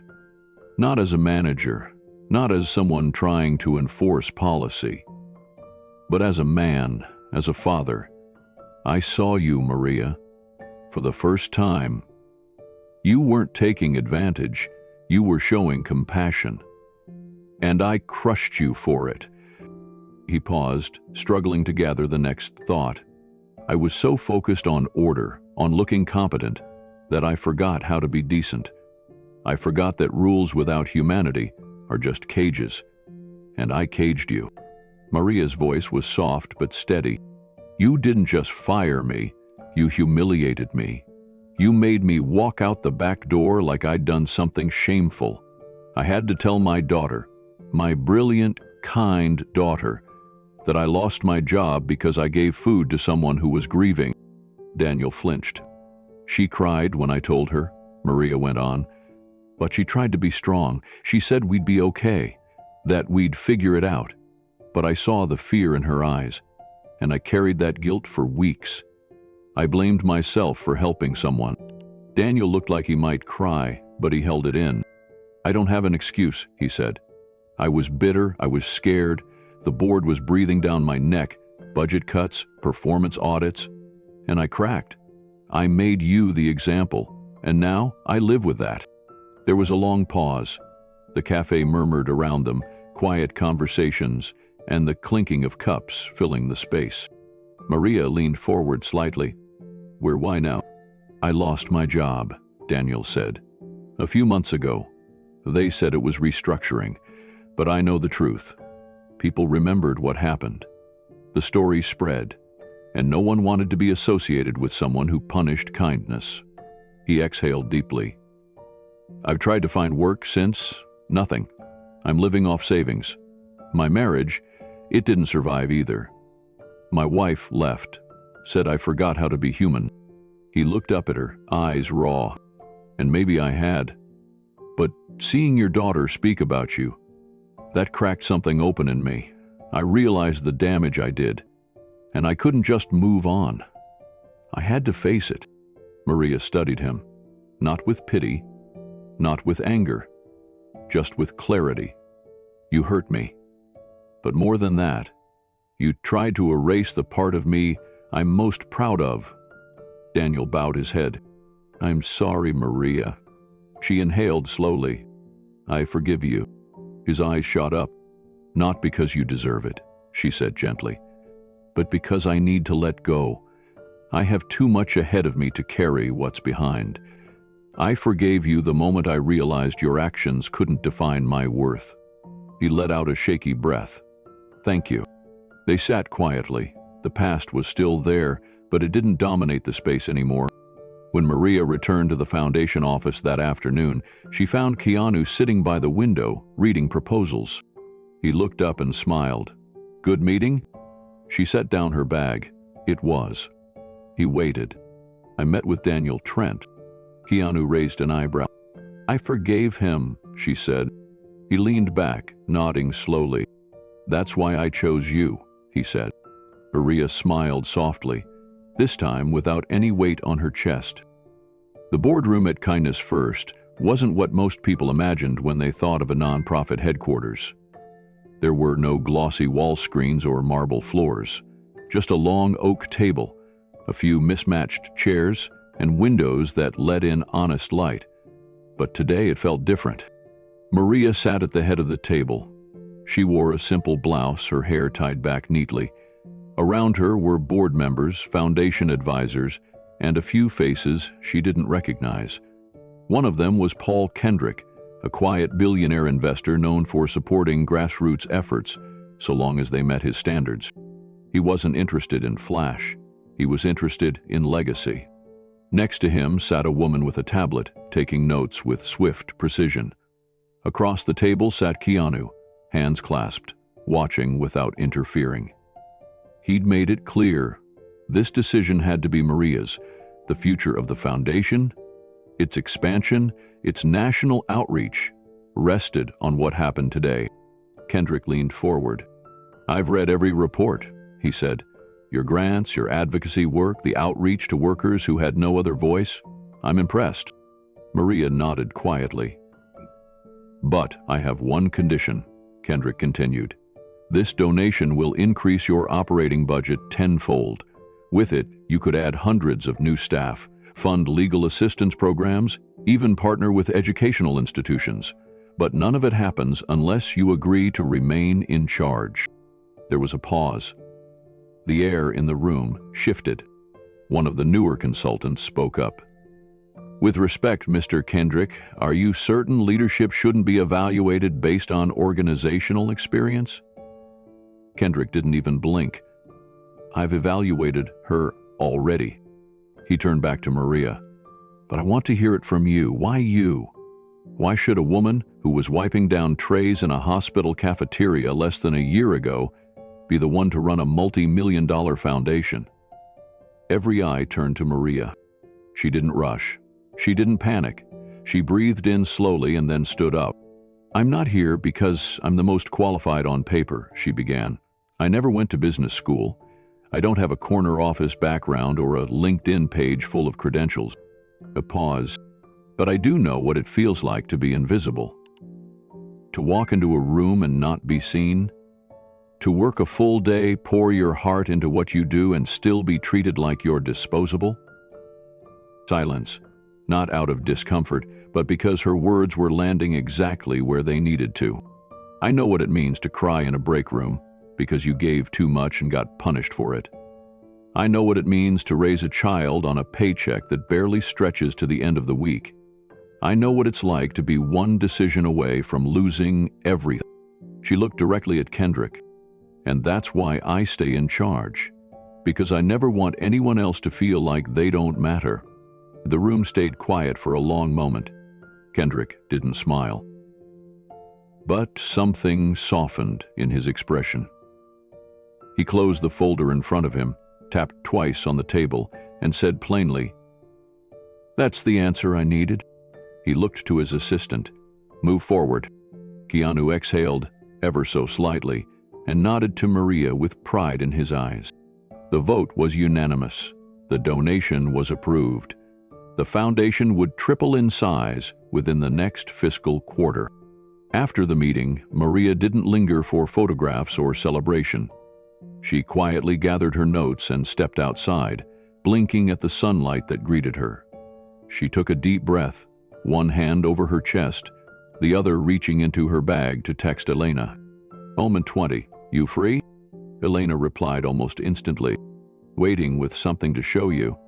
When Maria opened the front door, she was met by the familiar scent of simmering rice and the quiet hum of classical music playing from Elena's room. She slipped off her shoes and set her bag on the table. "Elena?" she called gently. "In the kitchen?" Maria walked in and saw her daughter sitting at the table with a white envelope in her hand. Her face was flushed with excitement. "What is it?" Elena held it out, beaming. Maria opened the envelope slowly and read the first line. "We are pleased to inform you that your project Sustainable Biomaterials in Pediatric Prosthetics has been awarded first place in the National Future Innovators Grant." Maria gasped. Elena was practically bouncing. "It's real, Mom. It's not just a scholarship. It's a national award. They want to publish my work. I might get invited to DC for a student summit." Maria put a hand over her mouth, eyes filling with tears. Elena stood and they embraced tightly. Neither spoke for a long moment. They just stood there, breathing in the quiet triumph of years of sacrifice, finally returning as something more than survival. Maria whispered, "I knew you could do it."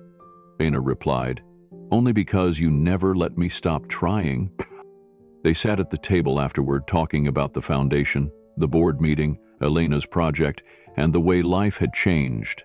Not suddenly, but through small choices that grew into something larger than either of them imagined.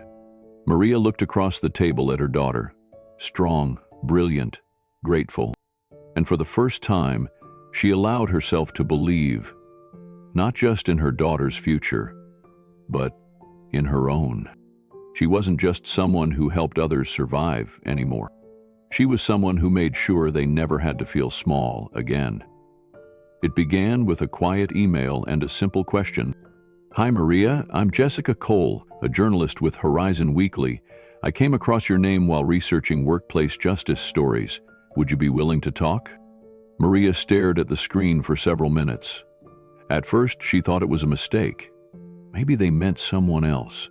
She wasn't famous. She wasn't powerful. She'd only done what her heart told her to do. Still, the name sounded familiar. Jessica had written about teachers in Detroit, nurses during the pandemic, and warehouse workers fighting for healthcare. Her stories were honest, never sensational. Maria replied simply, "I'm not used to attention. But if it helps someone else feel seen, I'm willing." They met at a modest cafe near the foundation's office. No cameras, no microphone, just two women and a pot of tea between them. Jessica asked gentle questions, took notes, and mostly listened. Maria shared everything: what happened at the hospital, the cafeteria moment, and how her life changed after meeting Ken. Jessica never once asked about Keanu's fame. She focused on Maria, on the human part, on the courage it took to offer kindness with no expectation. 2 weeks later, the article dropped. The headline was bold, impossible to miss. Keanu Reeves helped a fired hospital worker start a foundation. Now, she's changing the world. It hit the internet like a wave. Not a crashing storm, but a rising tide that spread slowly and steadily across social platforms, inboxes, and message boards.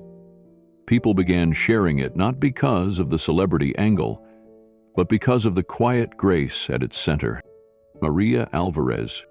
By noon that day, Kindness First's website crashed from the traffic. Phone lines rang nonstop, letters poured in, emails, handwritten notes, voicemails from strangers around the country who saw themselves in Maria's story. One came from a janitor in Missouri who'd been disciplined for helping an injured child in a hallway.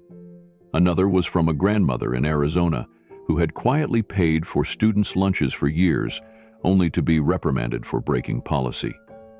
Each message carried the same echo. Thank you for reminding us that kindness still matters. But with attention came pressure. News outlets began calling. Some were gentle, others were not. One major cable network wanted her on live television within 48 hours. Another offered an all-expenses-paid flight to New York and a hotel suite, promising prime-time coverage. Maria declined them all. She didn't want to be a symbol. She didn't want lights, makeup, or stage-managed conversations. "I'm not the story," she told her staff. "The story is the people who go unnoticed every day." But there was one invitation she couldn't ignore. A local station in Chicago, the same one where Elena had once watched science documentaries as a little girl, reached out. The reporter was young, kind, and respectful. Her name was Aisha Moore. She'd grown up not far from Maria's old apartment. In her email, she wrote, "My mom worked in a hospital laundry room for 30 years. Your story reminded me of her." Maria agreed to a short segment. No studio, just a simple conversation in a nearby park. The interview aired on a Thursday evening. Maria wore her usual soft sweater, her silver cross tucked into her blouse. The backdrop was a quiet garden with fall leaves drifting around her feet. Aisha sat across from her, holding a small notebook, but rarely glancing at it. "Maria," Aisha began, "when you gave food to that man in the cafeteria, did you know who he was?" Maria smiled gently. "No, he was just someone who looked tired, and hurt, and lost. I didn't see a celebrity. I saw a human being." Aisha nodded. "And when you were fired?" Maria hesitated, choosing her words carefully. "It hurt. Not just because I lost my job, but because I'd spent years doing everything right. Showing up early, working hard, never complaining. And in the end, a single act of compassion was treated like a crime." Then came the final question. "Would you do it again?" Maria looked straight into the camera. "Yes, 100 times over. I just did what I hoped someone would have done for me." That clip went viral within hours. It wasn't dramatic. It wasn't flashy. It was a simple truth spoken by a woman who had nothing to prove. Thousands of comments flooded in. Viewers praised her humility, her strength, her refusal to let pain turn into bitterness. But Maria stayed grounded. Instead of using the spotlight to elevate herself, she redirected every question to the work of the foundation. She launched a new series called Voices You Should Know, where recipients of Kindness First shared their journeys. A high school lunch lady who helped undocumented students stay in school. A delivery driver who taught children to read in his spare time.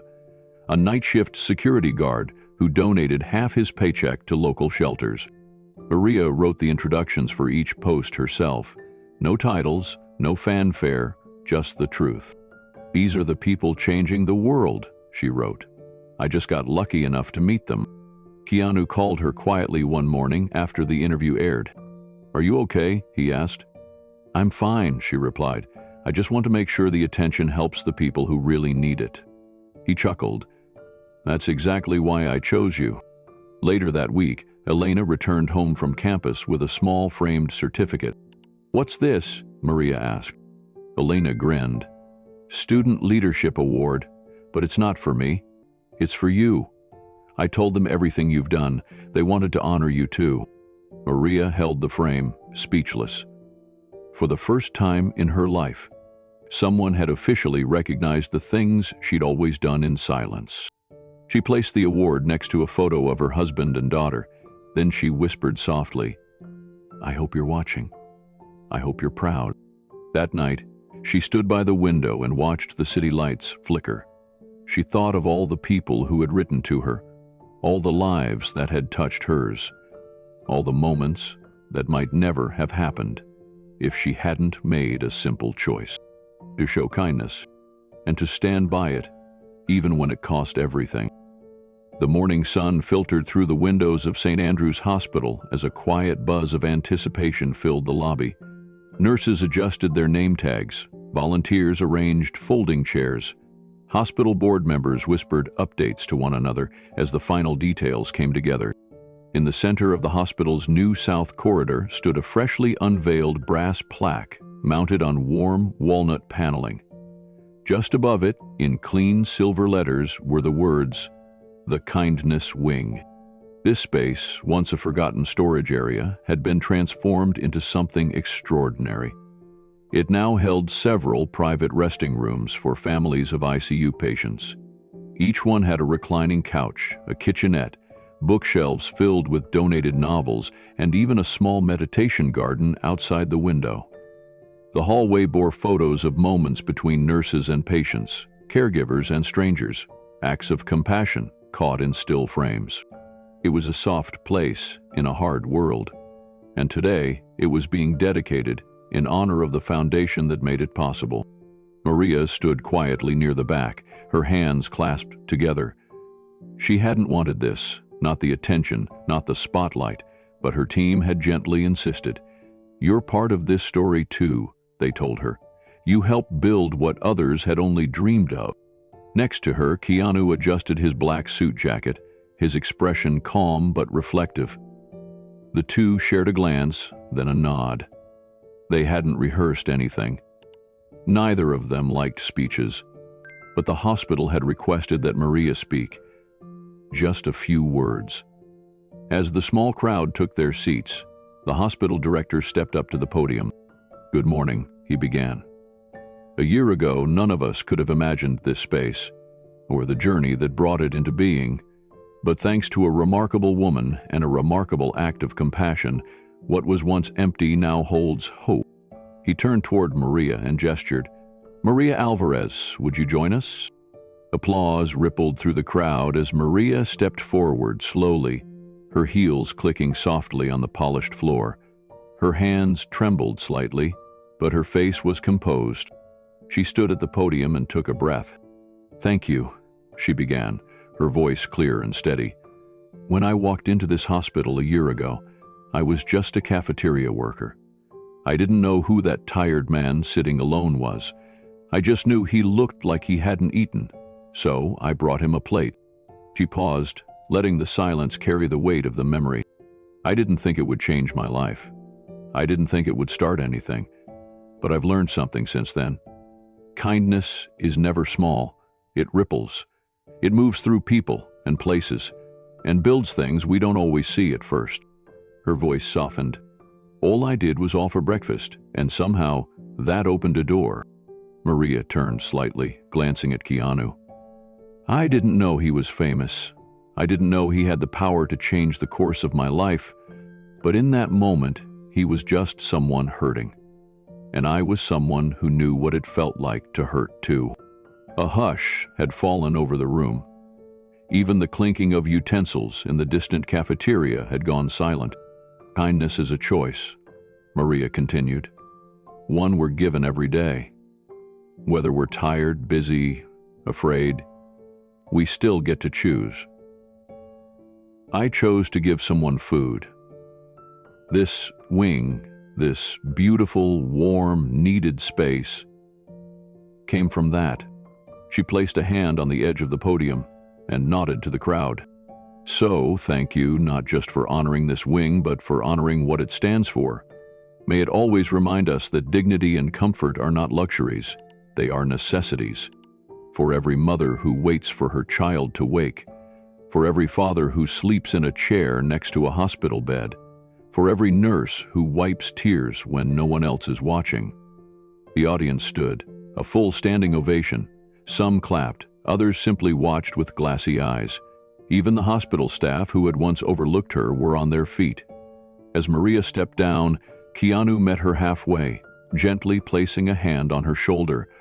He leaned in and said softly, "You gave me something no one else could. You reminded me why I'm still here." Maria smiled through tears. "And you gave me back my voice." They stood side by side as a ribbon was cut at the entrance of the kindness wing. Photographers snapped pictures, but Maria kept her gaze on the families already filtering in. People seeking a moment of rest in the middle of fear. She saw a young woman holding a baby, a teenage boy sitting cross-legged with headphones, waiting, an elderly man wiping his glasses on a tissue and staring quietly at the garden. She walked toward them, shaking hands, offering warmth, asking how they were doing. There were no press statements, no slogans, just a woman doing what she'd always done, being present. Later that evening, Maria and Keanu sat outside on a bench near the hospital parking lot. The ceremony was over. The crowd had gone home. The sky was painted in deep purples and fading golds. "It doesn't feel real," Maria said softly. "It is," Keanu replied, "because you made it real." She looked down at her hands. "Do you ever wonder what would have happened if I hadn't brought that breakfast?" He nodded. "All the time. I was falling apart. I was ready to disappear from it all. And then a stranger handed me a plate of eggs and sat down like I mattered." They sat in silence, letting the weight of the moment settle. Then Maria added, "I think the world is full of people trying to hold it together, just waiting for someone to see them." Keanu turned to her. "Then let's keep seeing them." And with that promise, unspoken but deeply felt, the two of them stood and walked back toward the hospital, where a new light glowed behind the glass letters of the kindness wing. The cafeteria was quiet now, long after the dedication ceremony had ended. The lights were dimmed, the hum of industrial refrigerators the only sound breaking the stillness. Maria Alvarez stepped inside with careful, deliberate steps, her heels echoing softly across the freshly mopped tile floor. It looked the same as it always had, the same plastic chairs, the same laminated menus, the same clock ticking above the coffee machine, and yet everything felt different. She walked slowly toward the table in the far corner, the one near the window with the slightly wobbly leg, the one where a tired man once sat alone, face drawn and eyes empty. She didn't know who he was that morning, only that he looked like someone who needed warmth more than food. She placed her purse gently on the table and sat down, folding her hands in her lap. A deep breath rose in her chest, slow and full, like the air had changed in her lungs. She let it out with a quiet smile. The table still held the memory of that day. She could almost see him there, again, unkempt, exhausted, staring at his coffee like it might vanish. She'd offered him breakfast, not knowing the name behind the quiet face. Keanu Reeves. A name she'd known for decades, a man she'd only really met when all his fame had been stripped away. She rested her hand on the tabletop, the cool surface grounding her. She thought about all that had followed, the firing, the shame, the moment in the parking lot where she'd nearly given up. And then the call, the simple card with the number she had almost thrown away. How strange life could be. Maria reached into her handbag and pulled out a small, weathered object, a pink lunchbox with a faded sticker of a cartoon sun. It had once belonged to Elena. She'd kept it all these years.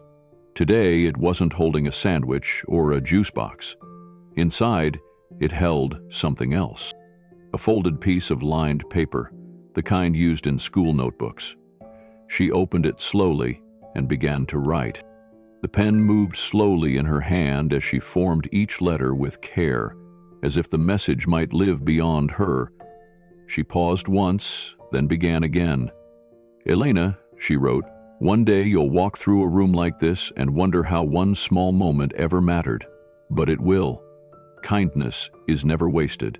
It always finds its way back." She stopped, her fingers resting lightly on the page. Her eyes welled up, not from sadness, but from the weight of everything that had happened. She'd been a cafeteria worker for more than a decade. She never dreamed she'd be part of something bigger, something that reached beyond the tiled walls and cafeteria trays. She thought of the families they had helped through the foundation, the parents who'd written to say thank you, the tired workers who now had someone fighting for them, the moments of grace that followed her darkest day. All because of one simple act, a plate of food, a listening ear, a quiet smile. She folded the note gently and tucked it inside the old lunchbox. She ran her fingers along its plastic ridges, whispering, "This is for you too, Mihajja. You're my legacy." Then she stood up and took one last look around the cafeteria. The chairs were stacked now, the floors gleamed under the ceiling lights. And in the corner, That same table stood waiting for another stranger who might need a little kindness. Maria turned toward the door, the lunchbox tucked under her arm. Her steps were steady, sure. She didn't need a title or applause. She didn't need headlines or recognition. She had her daughter. She had her dignity. And she had a story that reminded people that small things mattered. Outside the hospital, dusk had settled in. A few birds passed overhead as Maria stepped onto the sidewalk, the lunchbox still clutched gently in her hand. A soft breeze lifted the edge of her jacket.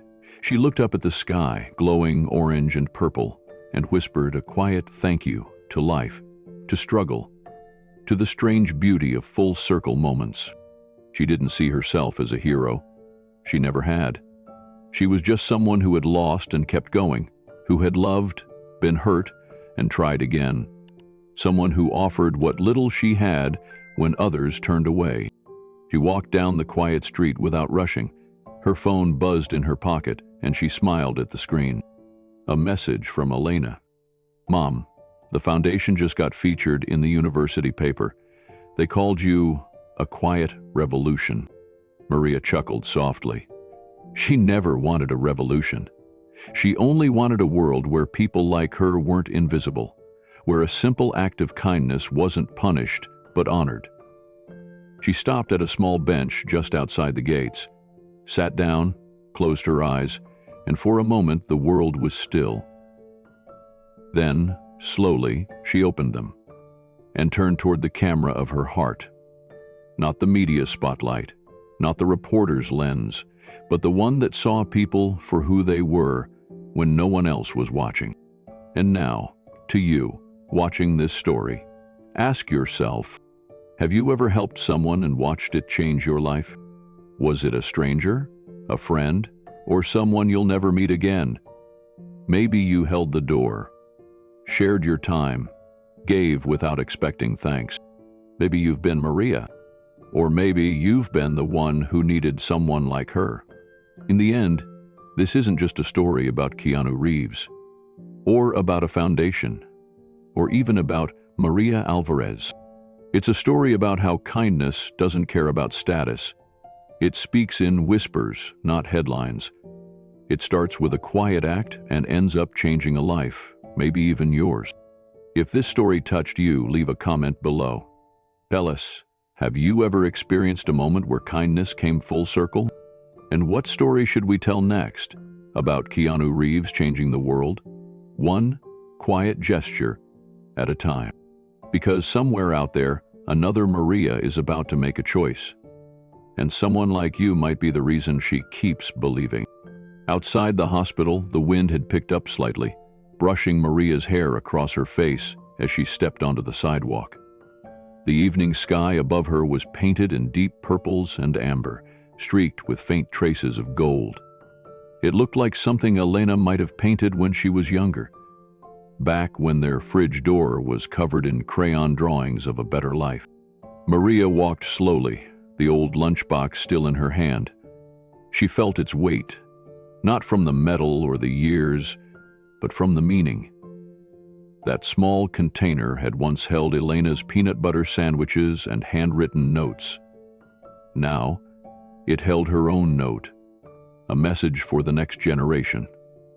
A quiet promise that love, no matter how small, leaves ripples behind. As she turned the corner and approached the public park, she found herself drawn to an empty bench near a fountain. It was quiet, just a few joggers passing by, the distant sound of children playing fading into the breeze. She sat down and placed the lunchbox in her lap. With a soft breath, she looked up at the sky again. The memory surfaced. Years ago, on a morning much colder than this one, she had stood in the rain outside the hospital entrance, soaked through, her shoes leaking, waiting for the bus after her shift. No one had offered her a ride. No one had even made eye contact. She remembered wondering back then if her life would ever amount to anything more than survival. And now, here she was, after a ceremony attended by donors and executives, doctors and nurses, press and volunteers, And yet what grounded her most wasn't the applause or the new title she'd been given. It was this moment, alone, quiet, still. A woman with a memory, a mission, and an unshakable sense that kindness, no matter how costly, had been worth it. Her phone buzzed. She looked down and smiled at the message. Yelena, the kindness wing is trending, and you're in it. I hope you're sitting down before the whole world finds out how amazing you are. Maria laughed softly and typed back. Too late, already sitting. But the world's been kind enough today. She put her phone away and turned her gaze forward. The fountain continued to bubble gently. The light from the street lamps began to warm the pathway as the sun dipped below the horizon. She thought about Keanu's face the first time they met. Tired, haunted, alone. And how one plate of breakfast, one quiet conversation had changed not only his life, but hers. She didn't do it for recognition or for reward. She did it because she had known hunger. She had known grief. She had known what it meant to feel unseen. And now, she knew what it meant to be remembered. To you, listening now. Have you ever helped someone, not knowing it would echo back into your own life? Maybe you gave someone a ride, or offered a few kind words. Maybe you forgave someone who didn't even ask, or stood up for someone when no one else would. These moments don't always go viral. They don't make headlines, but they matter. Sometimes, the greatest changes begin in silence. So here's your invitation. Have you ever helped someone and watched it change your life? And what story should we tell next about Keanu Reeves changing the world? One act of kindness at a time. Because somewhere out there, another Maria is getting ready to do something small, something quiet, something brave. And someone like you might be the reason she keeps believing.